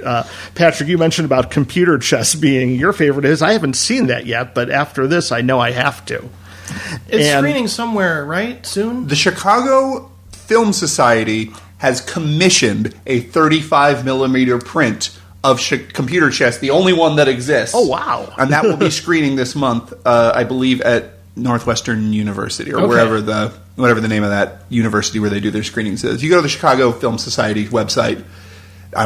I gotta go. Yeah, absolutely. I love this city. Here I am thinking I gotta check out this movie now that it's been so recommended, and here it comes. Speaking of 2018 film, shout out to the Chicago Film Society, who has just been doing amazing work this whole year and all the previous years they've been operating. I gotta go more. They're so great. I don't get to go as much as I'd like because of my work schedule, but they're just absolutely incredible films that they choose to put on, and the prints they find are high quality and also extremely rare to screen, and they're just a great group. So, yeah, definitely check them out if you're in the area. Definitely. And the other thing I love about Support the Girls is its camaraderie between the boss, the workers, the whole idea that in this Hooters-type place, which is, frankly, an environment we really haven't seen much on film, we're getting some dynamics that we don't usually see in these kind of dramas. So I really appreciated that film. At 16, Sorry to Bother You. It's all right. Boots, right? Boots Riley. This is a crazy, audacious film.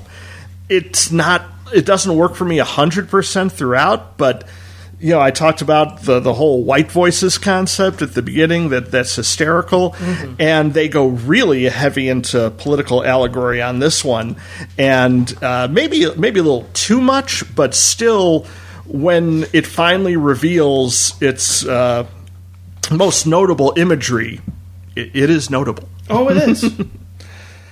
15, Spider-Man Into the Spider-Verse. Oh!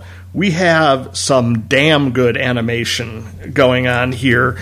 The movie is experimenting with a lot of different styles because it has all kinds of characters from different types of animation locales, from kind of the traditional superhero vision to like Warner Brothers type character called Spider-Ham. Nick Cage does another Spider-Man called Spider-Man Noir, and then there's an anime character, and the animation is basically trying to do what Ang Lee failed to do in his Hulk movie, which is really visually place a comic book on the screen so that you see text, you see different kinds of film panels, stock and panels, and it's done very with a lot of enthusiasm, a lot of excitement, and if you love Spider-Man, it just gets you deep into that world. So that's a lot of fun. I'll stick into the Marvel universe with Avengers Infinity War at 14. Now, there's a caveat on this one. If you have not been watching the previous Marvel universe films, this will make no sense. But I appreciate how Marvel has been putting forward this new form of storytelling, or at least mostly new for film. It's something that again, is indicative of comic books in the idea of this film has been led into by about 10 other films that have come previous, and you get little hints about what's to come, little clues here and there, while the best ones are really telling their own story very well.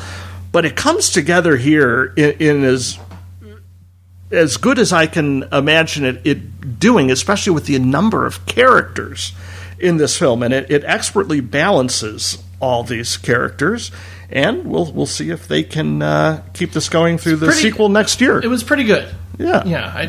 I was surprised because I'm not a big comic book, even Marvel Universe guy, but it was a nice surprise, and certainly the ending is very dark. Yeah, and it's one of those you know if you're going to see it or not. There's not going to be much of a question there. Number 13 is Monrovia, Indiana, a documentary from my favorite documentarian, Frederick Wiseman, who is also the subject of the latest Directors Club episode. If you want to hear Al and myself and our friend Ken Silber going deep into the Wiseman universe and what he's all about, please check that out. But this is his most recent. It's kind of a Wiseman's journey into a small town, Indiana, and a town that's dying, and a town where there's a constant debate between the traditions of the town and the growth that could save it.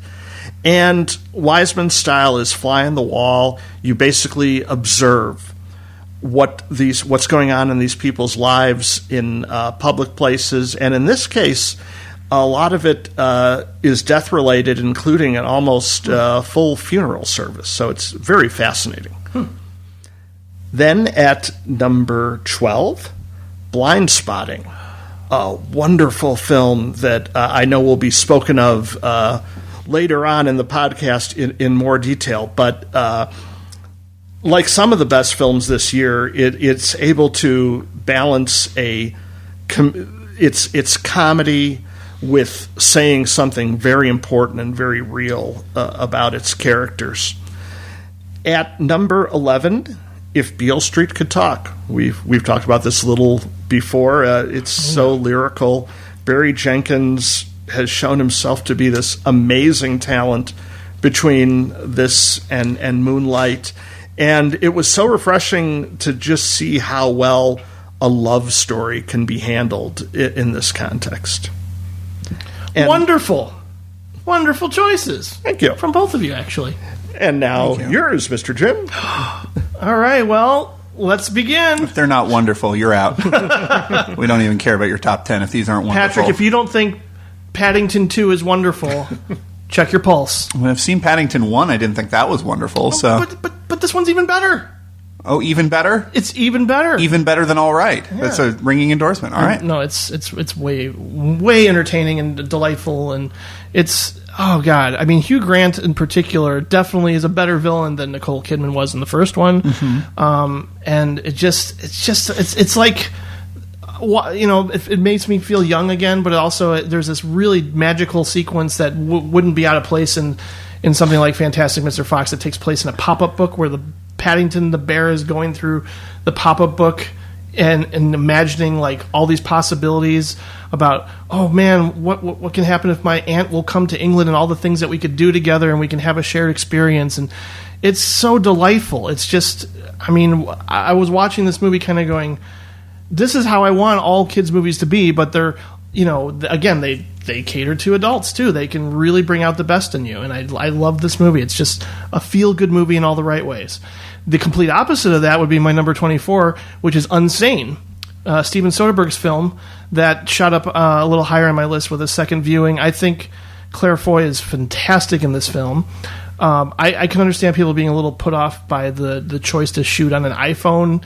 There's a lot of jarring cinematography, but I think that, again, that reflects what the character is experiencing in this institution. And it also surprisingly gets very political in the same ways like Side Effects and Contagion did. Like, it's a nice blending of the macro and the micro. And it's also just a really creepy, unnerving stalker experience within the film, too. So that one really got under my skin more than most movies this year. Along with number 23, this would be a good double feature. Corey Finley's Thoroughbreds, which you have Anya Taylor-Joy and Olivia Cooke as two very different people that become friends and have a shared hatred for the bourgeois, even though they are essentially a part of that bourgeois upbringing. But they basically have, you know, a lot of issues with expressing emotion or dealing with emotion. They're essentially sociopaths who, you know, may or may not decide to plot against a stepfather figure. And Anton Yelchin in his final role, this is by far his best performance that he's given. It's very different from what you expect from him, and unpredictable as is this movie in general. It's really, really creepy, and another promising, much like Ari Aster, it's a very well assured debut with this director. So I hope people will check this one out. Number 22 is Claire's Camera by Hong Sang-soo, who happens to be one of my favorite directors, and I still have to see like 9,000 of his other movies because he's incredibly prolific. Right Here, Now... Wait, Right Now, Wrong Then? That's correct. Thank you. Was one of my favorite movies of a couple years back, and this one stars Isabelle Huppert, who shows up to basically come into this film festival. I believe it's Cannes Film Festival, and they sort of like have an exchange of different... It's a very Linklater sort of scenario where different people are sort of interacting and just having conversations with one another, but they're all very interesting conversations with very interesting characters, and they intersect in a very wacky, weird way. He really plays with narrative form and time in very interesting ways. So I know he's made like a couple other films that have come out this year that apparently are even better than this one, but this one is like pretty much an hour long, and it's put a smile on my face for the entire film. As did my number 21 choice, Game Night. Just ridiculously fun and funny. I really do think the star of the show is Rachel McAdams here. I think she's her timing is just beautifully realized, like to the point of like I was thinking of little Katharine Hepburn, such as something like back in the old screwball comedy days. Like she just really had a naturalistic approach to these really insane circumstances, and just one of the most pleasant surprises, because we get a lot of these movies like your blockers or whatever, and this one actually made me laugh on a consistent basis. Number 20, Suspiria. Very scary. Yeah, very scary. And very creepy, but also we did a whole episode on why it's so great, in my opinion. I think the score, the mood, just the fast zooms, just the incredible dance choreography, and just a lot of interesting choices. And as we mentioned, just not completely remaking or even going anywhere near Argento's vision was a brilliant choice. It might be a little long, I will say that, but it's really effective. I think it's a really special horror remake. Number 19 is a movie that not a lot of people are talking about anymore, and I just think it's a special film because it was one of the biggest surprises for me, and that's Jason Reitman's Tully. I'm a huge fan of young adult, and I thought this one really made you feel a lot of empathy for mothers in general, and in terms of Charlize Theron is kind of being, once again, like a really imperfect character in the same way that she was in young adult, but in a very different context here, and just struggling with mental stability while being a mother. And so she hires a night nanny played by Mackenzie Davis, and they slowly develop this really offbeat, interesting relationship that may or may not be healthy. You sort of find out as things go on. But I just think Diablo Cody is a really interesting screenwriter. She remains someone I always look forward to hearing from in general as a writer. And I think just her, Reitman, and Theron together is just a dynamic team, and they really bring something interesting to the story. Even if a lot of people have reservations about where it ultimately ends up, I think it's great. Number 18 is Cold War. I have a trouble pronouncing his name, but it's Pavlovsky or something, I think. But he did Ida, and it's a movie about... Oh, it's the Ida guy. Yeah, it's the Ida guy. All right. Is it in 3-4? 4-3? 4-3? Okay. Yeah, it's in 4-3. All right. I probably won't see that then. Yeah. I remember you asking me, like, why did you like the cinematography in Ida so much? And I couldn't really comment outside to say, I just like the aesthetic. I think it's cool. Mm-hmm.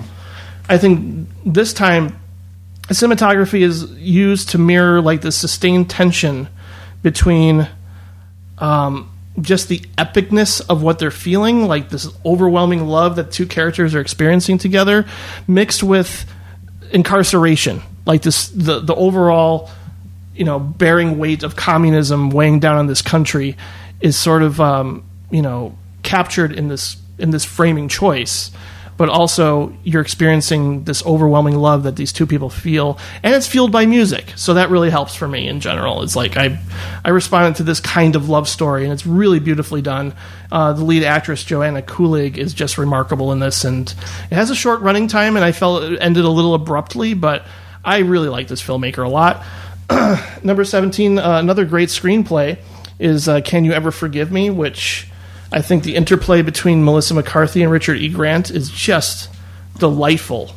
And we get to see, McCarthy really stepping up to the plate in terms of dramatic work here. I mean, she really carries every scene with, like a melancholy, but also that sarcastic, biting humor that you would come to expect from her. Like, she's really a caustic character, but it's mainly fueled by the fact that she's really insecure and struggles with being sociable, and it sort of plays out in this choice that she makes to basically forge letters from famous authors and sells them to antique collectors.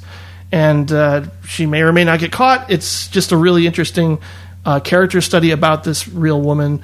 And she also has a very interesting relationship with cats. So that helps for me. It's a big plus. So we talked about, I won't go on and on about this one. Support the Girls is my number 16 because... we all love it, and we all talked about it, and I also think James LeGros is great. Yeah. Number 15 is You Were Never Really Here, another one I know Patrick loved too, and I'm glad I I really thought like the attention to detail in this is really great. I mean, just like to like highlight his kind act of like thinking of what would the victim prefer, an orange soda or a grape soda? Like just little things like that mixed with the fact that this character has been through some heavy shit, some heavy trauma. And the way she edits this movie with like snippets and really fast clips of what this guy experienced in the past, either at his job or through war, I think is really remarkably... I mean, it's one of the best edited movies, one of the best scores. It also has a special place in my heart because I introduced a screening of it out in Downers Grove, and it was a really great conversation with the audience there. It's funny.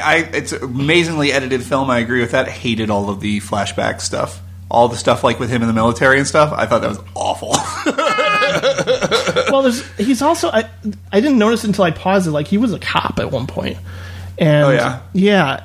And, like, he's wearing an FBI hat, and it's such a fast quick that you don't even notice it. But there's, like, a lot of interesting things going on in his past outside of what he went through as a child, clearly. Mm-hmm. And he's, self-destructive. And I think a lot of that editing choices mirror that really well. Number 14 is Hale County This Morning, This Evening, which is the first of 3 very intimate documentaries that play in this like very loose but meditative manner, and it sort of observes this like disenfranchised community in Alabama, mainly focusing on 3 individuals. There are just astonishing shots in this movie.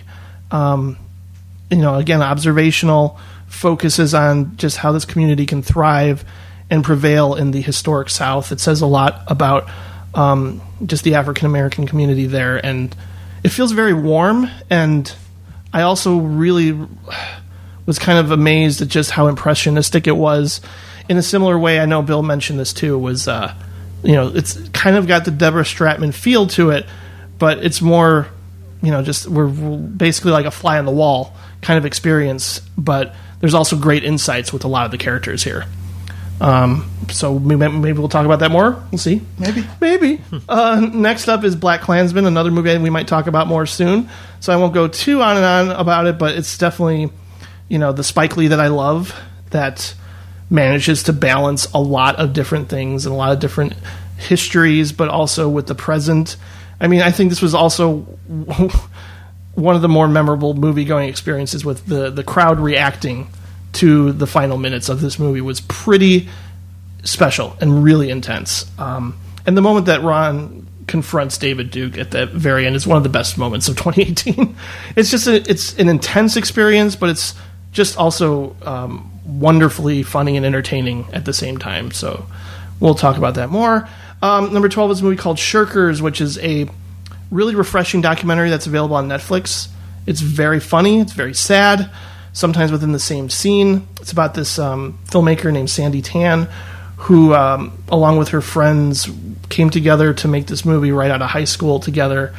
And it's got so many things going on, and at the same time, in Singapore, they weren't making a lot of movies at the time that she was doing this. This is, I think, in the 70s, I want to say, but she's just making a very hyper-experimental feature together, and she wound up collaborating with this teacher-professor guy who's kind of this mysterious cinephile who might have creepy intentions. It's not really spelled out necessarily, but basically they all make this movie together. He promised that he was going to edit the movie while she goes off to college, and it basically becomes a mystery as to what happened because he never finished editing it. So there's a really interesting mystery at the center of this very personal, very vulnerable story about this female filmmaker that just is really a treasure, like to watch her talk about cinema throughout the movie, but also just what she's put together here. It's a really interesting sort of amalgam of different ideas and different things, but ultimately it becomes a really sad, interesting story and a very personal one. And those are the kind of documentaries I like. So, number 11 for me, Leave No Trace. Deborah Granick. Great. And one of my favorite actors working today is Ben Foster. I just love everything he does. And it's nice to see him not play a villain for once. But yeah, it's one of the better films about a father-daughter relationship, living in very unconventional circumstances, living out in the woods. and sort of what happens after they're taken in and helped by the system. And I just really like low-key stories, like the Kelly Reichardt kind of approach. And I don't know, it's one of the best portrayals of trying to do your own thing and live outside the system and do what you can and sort of thrive in your own environment in your own way that I found really moving and really special, and not enough can be said about Thomasin McKenzie in this role. It's really special. That is all for now, folks. I think we're going to get to our top 10s now. We are! All right. I think we've been going with me going first, so I can continue that if you folks would like. Why not? And then we'll start our list reading from our listeners as well. All right, that sounds good. Sweet. My number 10 film is a film that I don't think many people saw in 2018. Maybe more people will get a chance to see it in 2019. I didn't go to many film festivals this year, so this is pretty much the only movie this is true of. But Relaxer, which is the new film by Joel Petrakis. I can't wait to see this one. Yeah, so you can't wait, but I'm going to say, this is a strange movie. This is a lot harder to love, I think, than something like Buzzard or Alchemist Cookbook. So Joel Petrakis was already one of the more interesting indie film voices that I had, just, quote unquote, discovered in the past couple years. And interviewed. I got to interview him, so I watched all of his films, and it was a really good experience because he has a very distinct voice. He has a very good eye for detail. All of his films take place in Michigan, and they are very local, and they're very Midwest, and they are about a very specific kind of person. He makes these sort of like dirtbag art house films about just lowlifes and grifters and weirdos and people's who are stilted emotionally, and they're very low budget. They're extremely low budget films, and they look like low budget films. They look like you do what you can with the time that you have, which is not much. So when you watch a movie like Buzzard, it's mostly handheld photography, it's digital cameras, it's available light a lot of the times. The performance by Joshua Burge in Buzzard. Joshua Burge you might know as a very tiny part in The Revenant. But other than that, he's mostly just an unknown actor from Michigan who has been in most of Joel Petrakis' films. It's all about the performance, all about the character, and it's all about the details of this person's life. And they feel very lived in, and they feel very curated. But he still makes some interesting, sort of bold choices. Relaxer is a wild departure from that because Relaxer is where Joel Petrakis decides to become a formalist, which means nothing to most people because most people haven't seen Joel Petrakis movies or don't love him like I do. But it's one of the fucking most surprising things I've experienced all year with film. It is a super aggressively off-putting. It's not Freddy Got Fingered because it's not necessarily a comedy, but if you imagine Freddy Got Fingered had genuine pathos, but was about if that pathetic of a man-child was in real life, who that person would be, but it's shot like a Hao Shen film, it's shot like Flowers of Shanghai or Millennium Mambo, where the opening shot of the film is 13 minutes long and it's all pans and zooms and it's just one uninterrupted shot. And the film is about this guy whose name I can't recall, but it's played by Joshua Burge, who is Abby, who is obsessed with beating records or getting high scores or getting in the Guinness Book of World Records. And he always cops out. He never fucking does it. And his brother just is ruthless and merciless about taunting him with this, and Abby is just not all right. Abby is absolutely just suspended 7-year-old in a 24-year-old's body, and he is just the most pathetic main character of any film I have ever seen, and it is about him trying to get the high score on Pac-Man. So he's sitting there playing Pac-Man on the Nintendo 64, some Pac-Man compilation or whatever from the Nintendo 64, and he can't leave the couch. And there's all this gross stuff that goes into that, or it's how does he piss? How does he do this? How does he get food? And it is just so off-putting and so gross, and not necessarily in Tom Green jerks off an elephant and cum flies everywhere, but like just like really unnerving like grime that is so convincing. The whole movie takes place in this single room apartment, which is why he's able to be a formalist here because it was all shot on one set. It's really strange and it's really off-putting, but it's also so bold and so unique. And it is, like, to me, Joel Petrakis is the most exciting filmmaker working now. Like, I have no idea where he's going next. It's sort of an earnest character study, and I enjoyed that. And then at a certain point, it doesn't really signal you that it's doing this. It just kind of slides into surreality. And by the end of it, it has just abandoned any suspension of disbelief you could have had, and it's just doing some other strange thing that I wasn't totally on board with. But it's just so off-putting. And like, it's just this guy like whining into a phone because Chuck E. Cheese won't deliver him a pizza. Like, just really just sad, pathetic bastard. And it's not a film I'd recommend to everyone or even most people, but it was such a bizarre experience and so unexpected. And it looks incredible. It really does look incredible. And the super long takes do serve a purpose because you are stuck in this apartment and you can't leave. And even like the lack of edits just make you feel gross, the way that if you like spend too much time in someone's gross apartment, you just start to feel like, ugh, I don't want to touch any of these surfaces. Like, you just feel like everything is sticky and that there's probably some bugs behind the couch, or like, oh my God. And it just gets crazier and crazier. It's probably going to get, at least on, you can probably watch it on Amazon Prime or whatever on, in 2019. I'd recommend checking it out if bizarre cinema is your thing. But, like, again, it still has sort of, like, honest, sincere, emotional core. It's not...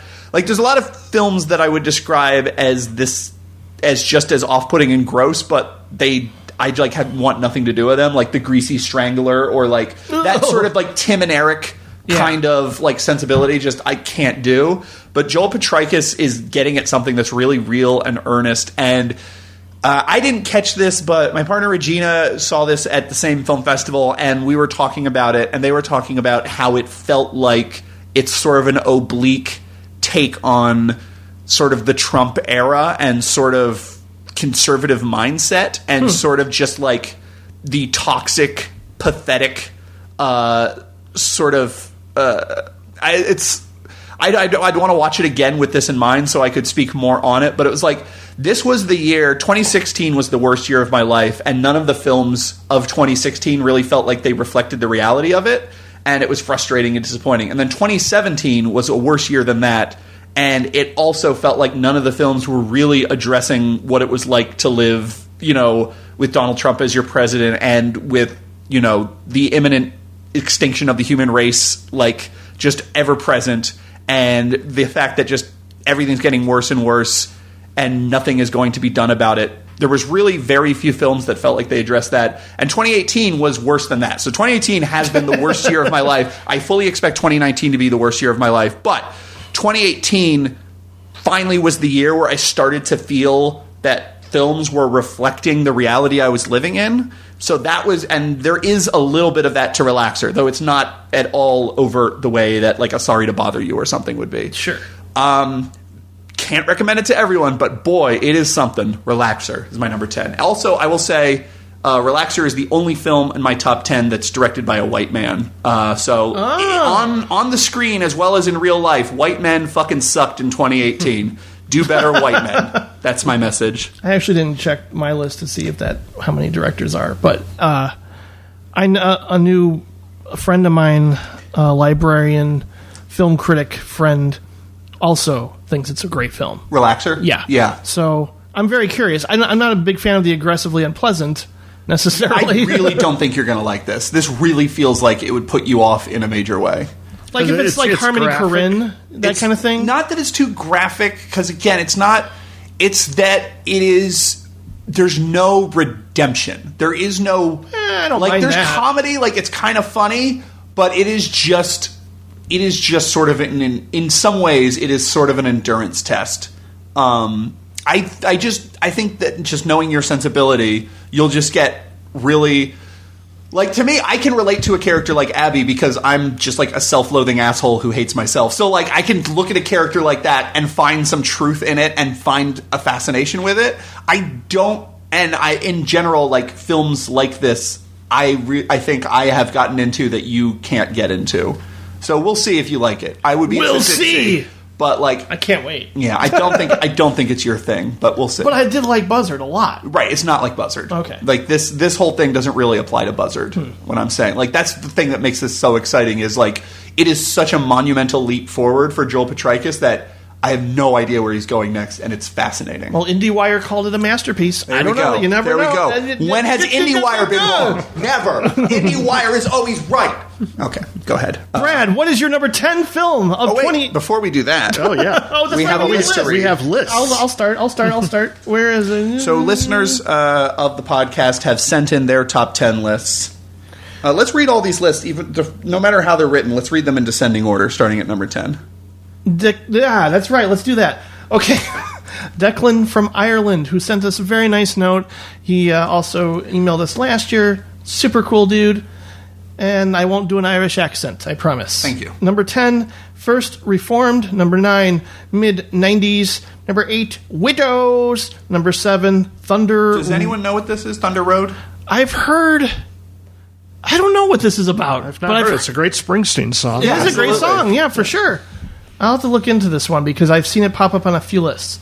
Number 6 is Burning. Number 5 is Under the Silver Lake, which we might talk about next year. We'll see. Yeah.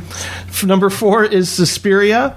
Number 3 is The Little Stranger, which I don't know. Anybody? No. Okay. No. Number 2 is Roma. And number 1, The Favorite. Okay. All right. Thank you very much, Brad. What is your number 10 film All of the right, year? so while I was just distracted counting the white men on my list, I have a few more. Whoever but has not the too most many. white men loses. Well, That's how this works. I might have I even have a dead white man. Oh, dear. But Oh, dear. There you did it. But at number 10 is not a white man. He's a Japanese man. This is a film called Shoplifters. Oh, wow, we have a match. At 10? Yeah. Oh, nice. Yeah, well, we can both go over it then. yeah. So and hopefully I will not mispronounce the name. Koreeda? The first name, Hirokazu. Okay. He directed an absolutely devastating film I saw a few years ago called Nobody Knows. And I absolutely recommend it. It's magnificent, but it is, as I said, devastating. So kind of prepare yourself if you embark on that. This is more low-key, but low-key in the best of ways. It's a wonderful, realist film that asks the question, what is a family? Because it's basically about a group of criminals, pickpocketers, people who steal. There's a father, a mother, a sister, two young children who are being introduced to the world of stealing and shoplifting. And I think as you start, you assume, because they look like a family, that they are a family. But what is revealed as the film goes on is that it's a bit more of an Oliver Twist Fagin type situation where this family seems to have gathered up people as it went on, and still there's this chemistry between the members of the family. There's how they treat each other with compassion, how they love each other even though they're raising their children and they're participating in all these terrible activities. This is contrasted with the kinds of families and lives that the system wants to bring them back into. Right. One of the children is from an abusive household, so is because there's a biological connection there, does that make it better than the family we're presented? It raises a lot of questions, and it doesn't really insist on any of them, because the tone is one that's very relaxing. You know, there are scenes where you do wonder, is this person going to get caught shoplifting or not? But it's so much about character and asking kind of about, what is the way to live a life, and it's a wonderful film. I really love what you had to say about just the overall theme of like what does it mean to live a life, but also building that sense of family even with people who you're not necessarily biologically related to. I love that theme in movies in general, and this one is a great example of it. It's a filmmaker I'm not as familiar with, and I'm going to be now based on this film. Here, like just the overall approach, and especially the way it mixes the personal with the sociological and the economical. It reminds me a little bit of Ken Loach. Daniel Blake. Yeah, that's a really good analogy. Yeah, and it's just like, I mean, what can you say about the last word spoken by a young boy in this movie? I mean, it's one of the best executed scenes of the year, but just organic and intimate, and in ways that surprised me and really enveloped me as it went on. It's a great film that I'm really curious to learn more about this director based on this one. So great ensemble, like you mentioned, and just everything about it really worked for me, really clicked. I'm going to be talking about this later. Ooh, all right, yeah. Okay, so we might as well read two more lists since that was both. That's true. That's true. 10. Yeah, let's go for it. What do we got here? Well, we got a letter. Wrote in. Stamped. Fucking carrier pigeon brought it in, but from Nick Sansone, a talented young screenwriter. His words, not mine. And Nick DiGilio fan. Actually, those are my words. Okay, fair enough. Yes, because I think he's a nice kid. Okay, good.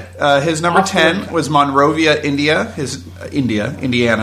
His number 9 was Green Book. His number 8 was Leave No Trace. His number 7 was Thoroughbreds. His number 6 was Welcome to Marwen. His number 5 was Widows. His number 4 was Won't You Be My Neighbor. His number 3 was A Star Is Born. His number 2 was Roma. And his number 1 I've never heard of. What is this? 8th Grade. Huh. Okay. Weird. All right. It's pretty good. Is it? Yeah. All right. Cool. I like it. All right. All right. So my list is from Vincent, who says here is a garbage man and a film fan.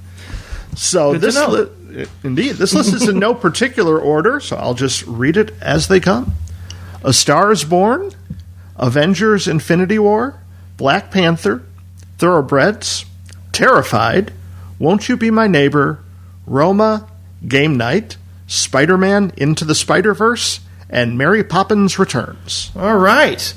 I know the Shockwaves crew liked this movie, Terrified. I don't know much about it, but I'm curious. All right. I guess it's time to talk about my number 9, which was Steve McQueen's Widows. I think this film bites off more than it can chew in terms of the political content, in terms of the way it tries to look at race and corruption. I think it has very clear aspirations to be a sort of it wants to be a capital G great crime movie, and in doing so it kind of stretches itself a little thin.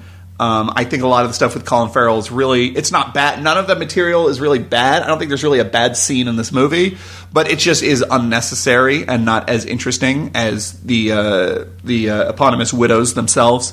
The thing that makes this movie so incredible to me is it's just a fucking awesome crime movie. Like all the problems I would raise at Widows, I would also raise at Heat, which is that it feels sort of like a truncated season of television where not everything goes everywhere, and there's just a lot of threads that are sort of like, really, we needed a serial killer? Okay, fine, whatever. Or but it just creates a world that is so convincing, and I think pretty much every scene has something just like fascinating about it, or just an interesting twist. The script by Gillian Flynn of Gone Girl fame, Steve McQueen, and Lyndon LaPlante is so good. Every scene there's a lot of the stock scenes that you will see in a caper movie, a crime movie, or whatever. There's always some subversion. There's some twist. I love the sort of alderman candidate showing up at Viola Davis's home and just holding the dog the entire time, but he never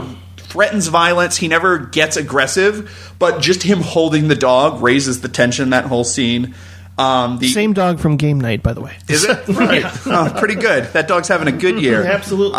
Daniel Kaluuya is just an amazingly scary heavy. It's just a great sort of henchman character. Those eyes. Yeah. And if he's you just- only saw him from Get Out, then you would never even know. Yeah, I mean, but it's the same. Like he communicates an entire world going on behind the eyes. The reason he is so great in Get Out, he was my favorite actor of 2017. And the reason he's so great in that is the same as this, which is just everything is just below the surface, and you can see him thinking in a way that is just very impressive. I think the style of it is really good. I think Steve McQueen just directs the shit out of this. It just is exciting in a way that a lot of action movies aren't that to me, and it's vivid in a way that a lot of action movies aren't. And I like the setting in Chicago. That's good. I think all the actors do a good job. It's not a movie that I would say is brilliant. It's not a movie that I would say is a capital G great movie, but I can't think of a crime movie that I've seen in the past, I don't know how many years, that I would compare to it. It's just the best one I've seen in forever, and I just had a hell of a time. For me, this is my dumb popcorn entertainment, which is just speaks to maybe my sensibilities being for me, Mission Impossible is too slight. I need something like this just to enjoy on the same level I think a lot of people enjoy something like Mission Impossible. It's just really fucking fun, and I really like Widows a lot. Okay. That's it. Cool. I'll watch it again. I mean, it might not be for you. That's fine. Like I said, this is a weak year, and I'm not over the moon about most of the films I've seen this year, including ones in my top 10. So I have reservations about Widows as well. I think there's some stuff that doesn't quite work as well. Like I mentioned, there's a twist late in the film that made me go. Yeah, I think it worked, but anyway, that was my number 9, and I guess we should read another listener list. Oh. This is you, Jim. It is. You gotta get ready. This is what we're doing. Ow! Jason Petrovsky, another regular, a big fan of the podcast, and an all-around swell dude. His number 10 would be Game Night. His number 9 would be Annihilation. Number 8 is The Old Man and the Gun. Number 7 is Black Klansman. Number 6 is Hereditary. Number 5 is Free Solo. Oh boy, now that is a documentary. Number 4 is Widows. Number 3 is The Other Side of the Wind. Number 2 is Mission Impossible Fallout. And number 1, Roma. Which is a pretty good list. It's pretty good. How about you, Brad? Should I list it or go straight to number 9? You can do number 9 and then you can read All right. So my number 9 is... It's The Endless. Oh, really? Okay. It is. I really like this movie a lot. It starts out being about two brothers who have escaped life growing up in a cult. Yes. And, they have these hazy memories of life in the cult and how they felt that things were about to get very dangerous, and so they got out. But one of the brothers, the more reckless one, starts to feel like there's some closure that's needed. And so he convinces the other brother that they should go back. They do receive a videotape from the cult. And they go back, and there's a lot of really interesting character dynamics between the two brothers.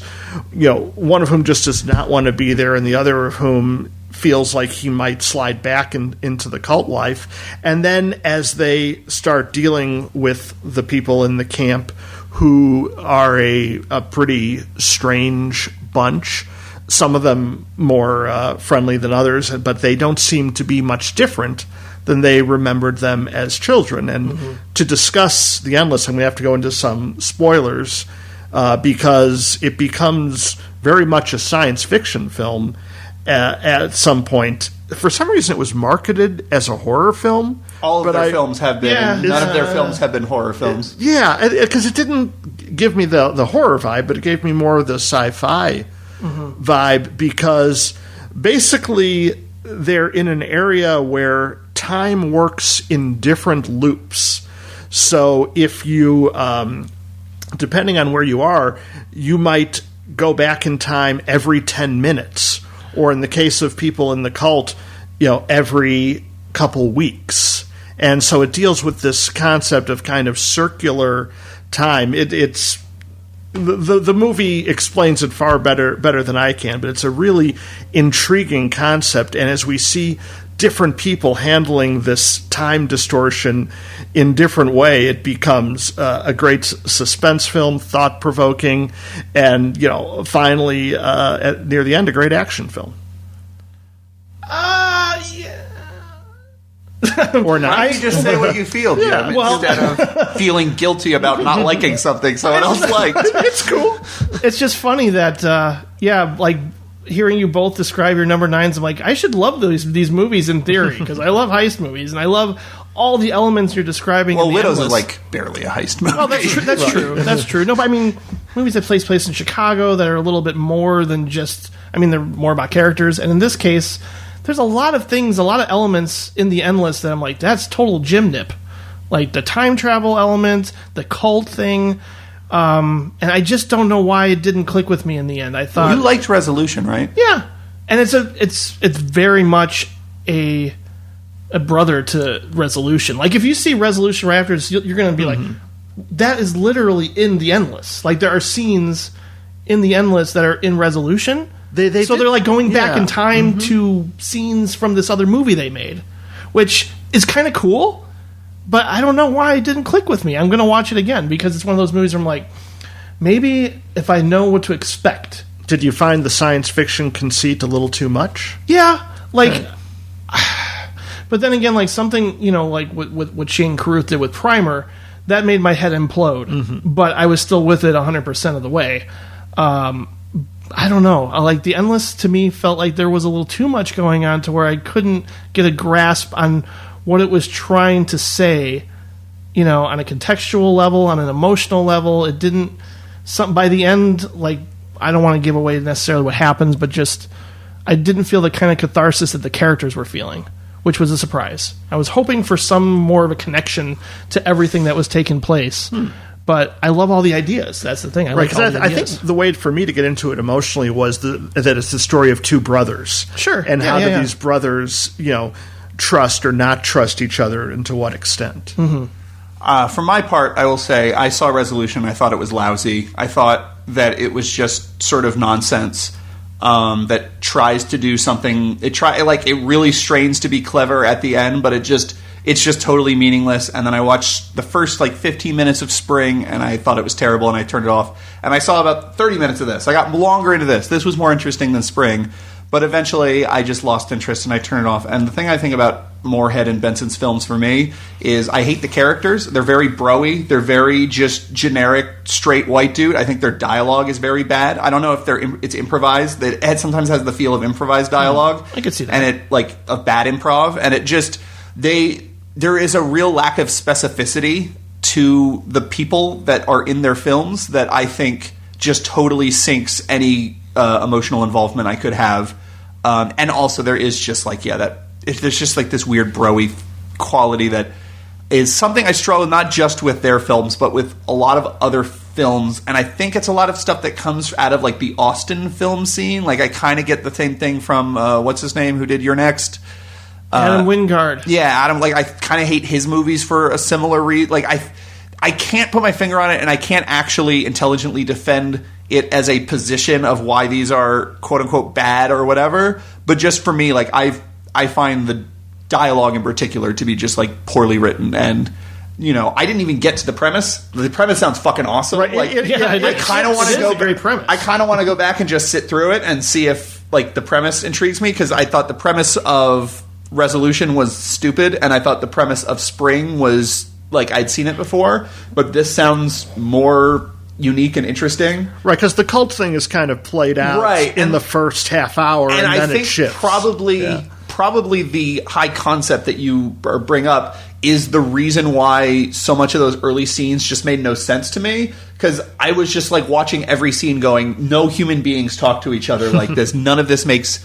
why would they regard each other like this? Why would they come here that? Their story made no sense to me, and I thought the characters were bad. And maybe that's explained by the fact that some people are in different time loops than others, and they're talking to each other as if the past hasn't happened or whatever. Like, maybe that then makes more sense. Although if you grew up in a cult, you might talk to each other rather strangely. Right, but it's just like, that's a really tricky thing to depict, and I think they don't. I think just because the broad strokes of their writing is, I think their writing is so broad, like, it never nails it for me. But again, I would like to go back and actually give this a shot. Yeah, but I will at some point. You look really like nervous right now. What is going on? Do you like? Are you upset? Like, I got news for you, buddy. Like, some of the shit I haven't mentioned yet that's going to be like high up in your top 10s didn't make my top 30. So like we're going to disagree. It's okay. Oh, I know what's going to happen. Okay, you just like you look really anxious. I feel bad. Oh, there's a movie at number 9 for me that, it's, oh, man. You want to talk about authenticity? You want to talk about a film that's just so real because it's inspired by real people that, I mean, God, talk about the opposite of what Clint Eastwood did in his movie with I forgot whatever the Paris movie that he made on the train, 13 something to Paris. I forgot. But 3:10 to Yuma.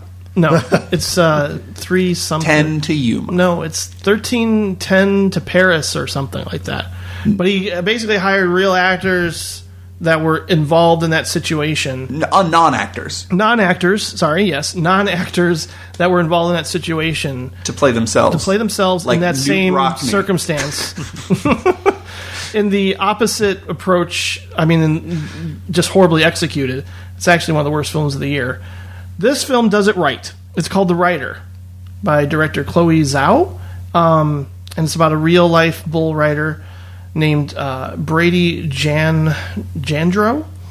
And it's basically all about what he experienced as a result of an accident he had while riding a particular bull. And when she learned about everything that he went through, not just on a personal level with his own experience, but just with the family, she said, well, I've got my movie. I want to just tell the story and cast all the people that were involved in basically recreating every situation, every dynamic, everything that happened. And it kind of blew me away. Like, again, non-actors coming across so genuine, so authentic, and just in a way that I was kind of floored by.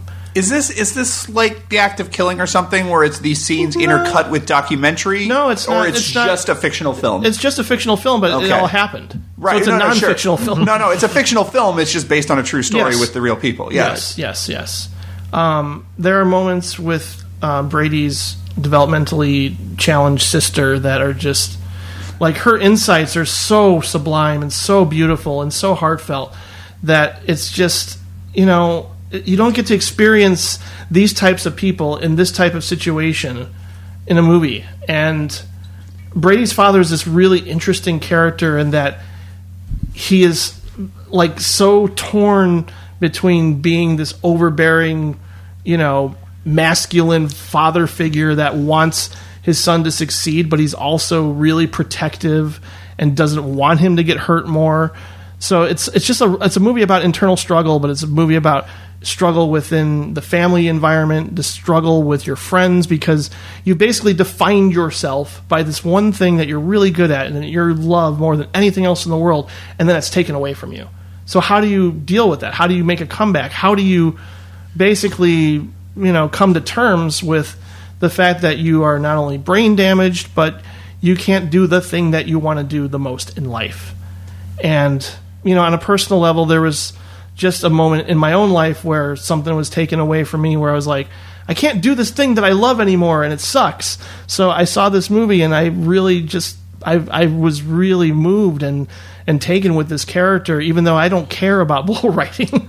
It's not a world that I know. It's not an environment that I normally would, like, actively connect with, but it's just the circumstances.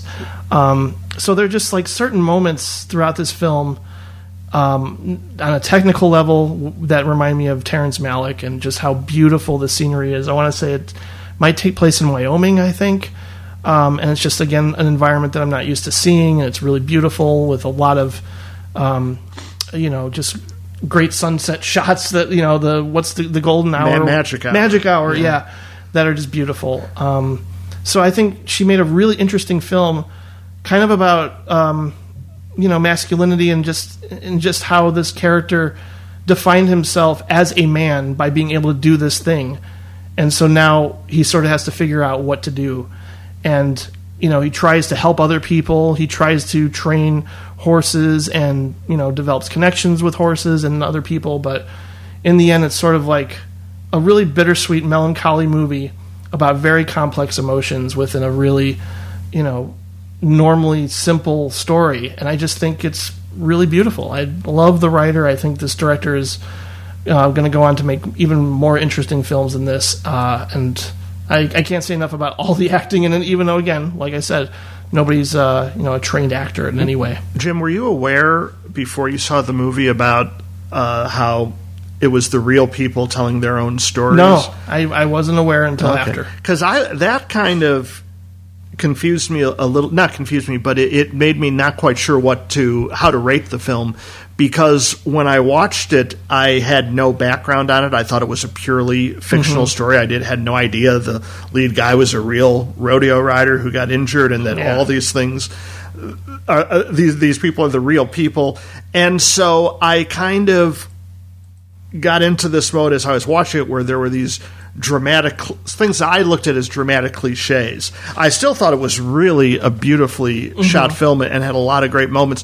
It actually was number 26 on my list, so almost made it. But then when I watched the supplemental material and found out the story behind the film, is there like a documentary on it? Or? Yeah, it's basically a South by Southwest Q&A that goes on, and I'm like, oh my God, this is obviously not cliche. These are things that really actually happened.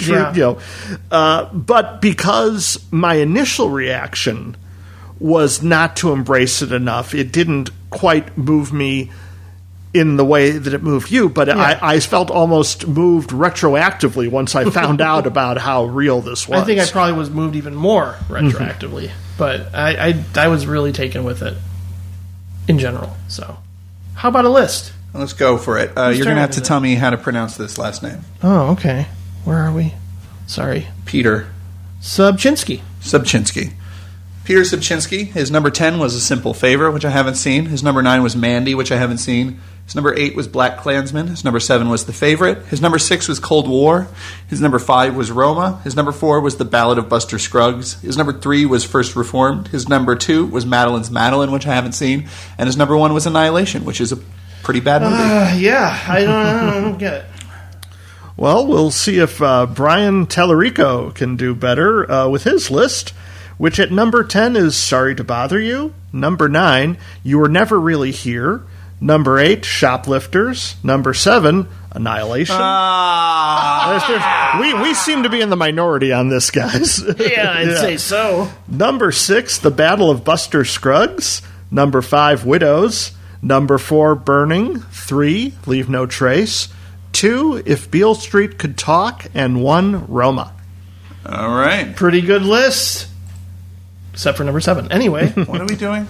We are speaking. We're speaking. Hold on. Into microphones. I had my list up and then I clicked away from it like a fool. My number 8 is a very flawed film that nonetheless was one of the more exciting times I had in a theater this year, which is Sorry to Bother You. It's a good choice. It's really the only movie since Putney Swope that has reminded me of Putney Swope. Yeah. I am totally on the wavelength of all of its sort of more non sequitur, sort of out there bizarre humor. Like I just found this movie really, really funny, which meant a lot to me. And I do think that we live in a time where unionization is more important than ever, where labor rights are more important than ever. And I think that he is on the money in a lot of things, even though some of the material, not so much. I think it does. It sort of falters in that it is too Adult Swim for its own good, and it sort of undercuts some of its points. by making dick jokes, or like it will just get sort of nervous, and it will err on the side of sort of an easy dumb laugh that will undercut a scene. Like I think the reveal of what's her name? Who's the female lead of the film? I forget. Tessa Thompson. Like the reveal of her like art performance, I thought was like really dumb, and was like a missed opportunity. I think that it is sort of dishonest in a way that is not surprising, because the reason it's dishonest is it wants to energize people. It wants people to leave the theaters and feel active. It has that it has that great the Coup song over the end credits that is just really fun and energetic. That is just, it's like it wants you to get excited about overthrowing capitalism, and in doing so, like I think the ending is a cop out as to like, and then we won and we're a union, and it's like that's not how this works. I think it's like idea of telemarketing as like low wage work is just very outdated and strange. Like, why would any of these jobs be in America? It like felt a little out of touch in that way. But I just thought it was so funny, and I think it was righteously angry in very satisfying ways. And I thought every sort of further bizarre reveal of the nature of its world was really fun. It's a movie that I was really hot on when I first saw it, and then just sort of have grown a little colder on since. But I do think it's still very impressive, and that's my number 8. Yeah. Armie Hammer is really funny, too. Yeah, absolutely. Very funny movie. All right, so my number 8, and this was not planned this way, but it's 8th Grade. Ha-ha! Which is Bo Burnham's film, a coming-of-age story about a young girl in 8th grade. But it's a very different kind of coming-of-age story, because it really goes into how technology of today affects growing up in a way that it wouldn't for our generations or the generations before us. And so the first thing we see that this young girl who's awkward and hasn't really, found herself yet is basically putting herself out there on social media with a YouTube type show. And so even though she's very shy in school and has trouble talking to people, she attempts to forge these connections through social media. And you see this kind of throughout as her YouTube show becomes kind of an answer to what we see in her real life. Mm-hmm. And this young actress, Elsie Fisher? Yes, Elsie Fisher is so natural, is so real.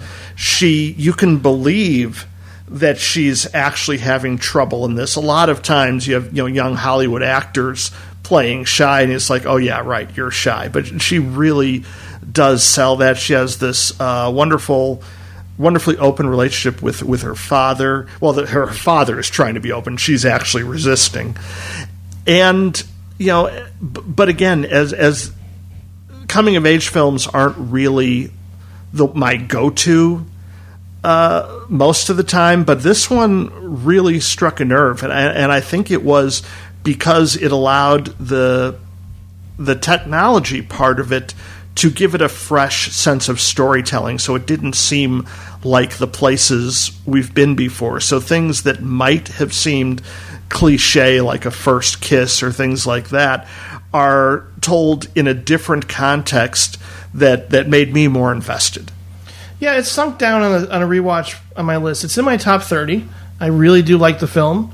I think just in terms of its familiarity, the coming-of-age story, I felt like there were other examples, something like Lady Bird, that just stood out, was a little stronger for me in terms of dialogue and certain interactions. But again, another great father-daughter dynamic going on in this film that, again, I teared up, especially later in the film when, she does allow a connection, to be fully realized in a final moment, like when they're sitting by a fire in their backyard. I really love that moment. There's a lot of great things in the movie, particularly Elsie Fisher, and I do think it's a great film. I just felt like Edge of 17 I liked more, Lady Bird I liked more, but it's still a lot of the points you're bringing up I do agree with. This is my number 35. I think Elsie Fisher is the one sort of superlative aspect of it. I thought a lot of its observations were I think part of what hurts this is that we're sort of in a boom of teen movies. I think Edge of 17 and Lady Bird are absolutely incredible and unique in ways that this is not, I think, and well written and directed and sharper in a way this is not. I think American Vandal is an amazing TV series that gets at the intersection of technology and social media and teenage life in a way that's a lot fresher without also that's a consistently surprising experience. Whereas this film, the first time she does a YouTube video that is the opposite of what she's like in her real life, I was like, okay, I see it. It's fine. And then every subsequent time he went back to that as just a voiceover, as just an excuse for her to just tell you how she's feeling as if the audience didn't already know how she's feeling in any given scene. It just got more and more tedious. I thought the ending with Josh Hamilton was a real cop-out. I partially just because I don't like my family. I'm not a family guy, so I'm just the cynical bastard who is just all right. What did Welcome to the Dollhouse not need? A big warm hug at the end. It's just not that interesting to me. And I thought there wasn't any one scene that I thought was really great. It's not bad. I think Bo Burnham is not a bad director. I think he has an interest in making things look cinematic at the very least, which is not always true of comedians turned filmmakers. But I don't know. It was just I thought Elsie Fisher was very good, and the rest I thought was just sort of banal and unremarkable. Except the one thing, which was which is not an invention of his, so I don't know if he can really get credit for it, but just the school shooting preparedness. Oh yeah, scene. That scene is that is the one thing that is an absolute real thing that has not been really depicted in film that I think is absolutely harrowing. And I think if it was a film that was able to have more bite, if it was a film that was allowed itself to be nastier, it could lean into that sort of thing. What does it feel like to be an 8th grader when global warming means that your adulthood is not guaranteed? If it could actually lean into that sort of material, or Edge of 17, where what does it mean to be a teenager who has a mental illness? What is it? Or Lady Bird, where it's just the writing is so sharp and all of the performances, every character feels so rich and lived in. I just didn't get that with 8th grade, and I thought it was disappointing. Yeah, I don't think it was going for those kind of extraordinary brushstrokes. Yeah. It seemed to me like it was trying to say, well, what might it really be like to be kind of an average kid growing up, but someone who's challenged as far as her own self-esteem goes and personality. So kind of one of the themes, I think, in a lot of movies I like this year, from Shoplifters to Support the Girls to 8th grade, is this kind of naturalism. Mm-hmm. Sure. No, absolutely. Yeah. I just feel in an era that wasn't this era, in an era that wasn't full of actually what I find to be extraordinary teen movies, this would be more impressive. If this came out in 2004, this would be the greatest indie film of 2004. Right. But, because there weren't really films like this then. But I just think that it has all the things that are good about it, except for Elsie Fisher, have been better elsewhere. There's a good moment where she has an anxiety attack that I responded to when she's swimming. Yeah. And kind of just, I don't want to be around all these people right now. That's a feeling I've felt and experienced, and that happened even at a time when I was a teenager, and I was like, why am I feeling this way? And it's great to see that depicted in this movie. I'm sure it's been depicted in other movies, but I liked it in this one. But then, is that an actual, does she have an anxiety disorder, or is that just, for that one scene and then it's never really addressed again? Because she's in similar experiences elsewhere, and she never has another anxiety attack. So, was that just a contrivance for that one scene? Or, it was effective. That's the kind of thing that, in general, put me off the movie, was... I don't know. it's not a bad movie by any means. No, but- it's good. It's fine. How about another list? Sure. Who reads this list? It's my turn. Okay, do it. Mill McClanahan. No, wrong. Will McClanahan. Number 10, Sorry to Bother You. Number 9, A Quiet Place. Number 8, Hereditary. Number 7, Black Klansman. Number 6 is a movie I know Patrick and I are very much looking forward to this year. It's called In Fabric. Oh, yeah, for sure. Directed by Peter Strickland. Number 5 is The Favorite. Number 4 is one I haven't caught up with yet. Let the Corpses Tan. Same. I started watching it on my laptop, but I fucking hate watching movies on my laptop, and it was just, I had access to an online screener, and that was the only way I could see it. And I'm sorry. I thought it'd be worth, yeah, how dare you? How dare you offer that to me? But no, like, for real, it was just like, this is the wrong way to watch this. This is a total, all this is a sensory experience. I should not watch this on my bad laptop where one of the speakers doesn't It's one of those movies that only played the music box for a week, and that's too bad. Yeah, Number I just 3 didn't get a chance is to see another it. one I need to catch up with because it's making a ton of lists. Zama. Have you seen that one, Brett? I did. I actually thought it was a 2017 movie. I think it made But- Bill Ackerman's list last year, so yeah. I'm going to be honest about this one. I didn't really fully understand it. Oh, okay. It's very heavy art film in a historical way, and it's not that I didn't understand. The plot makes sense, but kind of what was great about it was kind of escaping me, and from what I read, there seemed to be historical parts of it that it would be helpful to be familiar with. Okay. Eventually I'll see it. Number 2 is a movie that I'm surprised has made a list, but it's here on The Basis of Sex. The Ruth Bader Ginsburg. I was about to mix up the letters again. Okay. And number 1, Burning. We haven't been doing this that long. We got a lot to go. Patrick, why don't you can read a list. Why don't you read a list? I'll read a What list. the heck? This is by Rolf Eichhorn. Great to hear there's another year-end show. His number 10, Mission Impossible, Fallout. Number 9, On My Skin, which I'm not familiar with. Number 8, Believer, not familiar with. Number 7, A Quiet Place. Number 6, L-Storm, which I'm not familiar with. Number 5, Sicario 2. Number 4, Champion. Number 3, Operation Red Sea. Number 2, Upgrade. Number 1, Leave No Trace. And that is a good segue, because my number 7 is Leave No Trace. Well, I'll be a monkey's uncle. Yeah, absolutely. Great choice. I said that this year... Well, I'm sorry, did I skip you? Do you have to do your number 7 still? You did 8th Wait, grade. I need to do number 8. Oh, well, You do number 8 then. then Sorry that's about that. Whoops. yeah. Well, you know Because you what? had me read... We were going to read one list in between everything. I and know then- we've messed up. Yeah, that's fine. I'm not going to go on and on and on and on about this one because I know it's going to come up later. Probably. That's a film called Roma. You may have heard of it.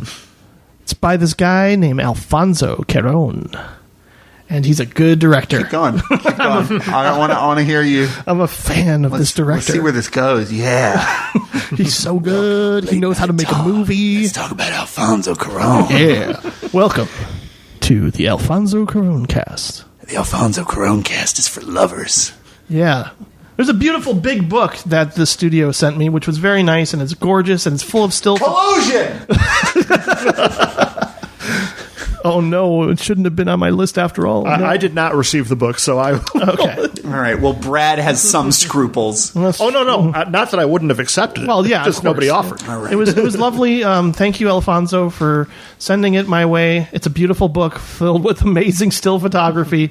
It's one of those movies where you're watching. I was like, I would love to have a book of still photography shots from this film because it's gorgeous. I want to put this entire movie on my wall. Mm-hmm. Every single frame, every single shot, stunning. Brad, you were right. The sound design, unbelievable. See it in the movie theater, please, if you can. I mean, obviously, my mom watched it on Netflix and loved it, so that's fine too. If that's the only way you can see it, see it. Just make sure you see this And movie. it probably is the only way you can see it because Netflix wants movie theaters to die. Don't support Netflix as a distribution studio. Thank you. I'm sure we'll be talking about this one a little bit more and a little bit more at length. I mean, I think people know about it at this point. I can certainly go on and on about what I love about it, and I'm pretty sure I can and I will. Let's just wait. All right. I'm just going to, Sounds good. I bet you can't guess what my number 7 is. oh no. Did you remember? You already forgot. Jim is so out of it right now. I don't know what has happened to Jim. Without a trace. Jim is like glancing around this room like he okay, here's my guess. My guess is at some point during this recording, Jim's cat's brain and his brain switched bodies, and the cat is desperately trying to not let us catch on that that it is in Jim's body. That is what is happening to his face. You thought, you thought it was over, huh? No, we still need to hear what Patrick's next choice is, and we need to hear the rest of our lists. Please don't change that dial. Don't turn that knob. Don't press that button on your remote control and or cellular telephone, because we'll be right back. Stay tuned for part 2 of our favorite films of 2018 here on WDCP.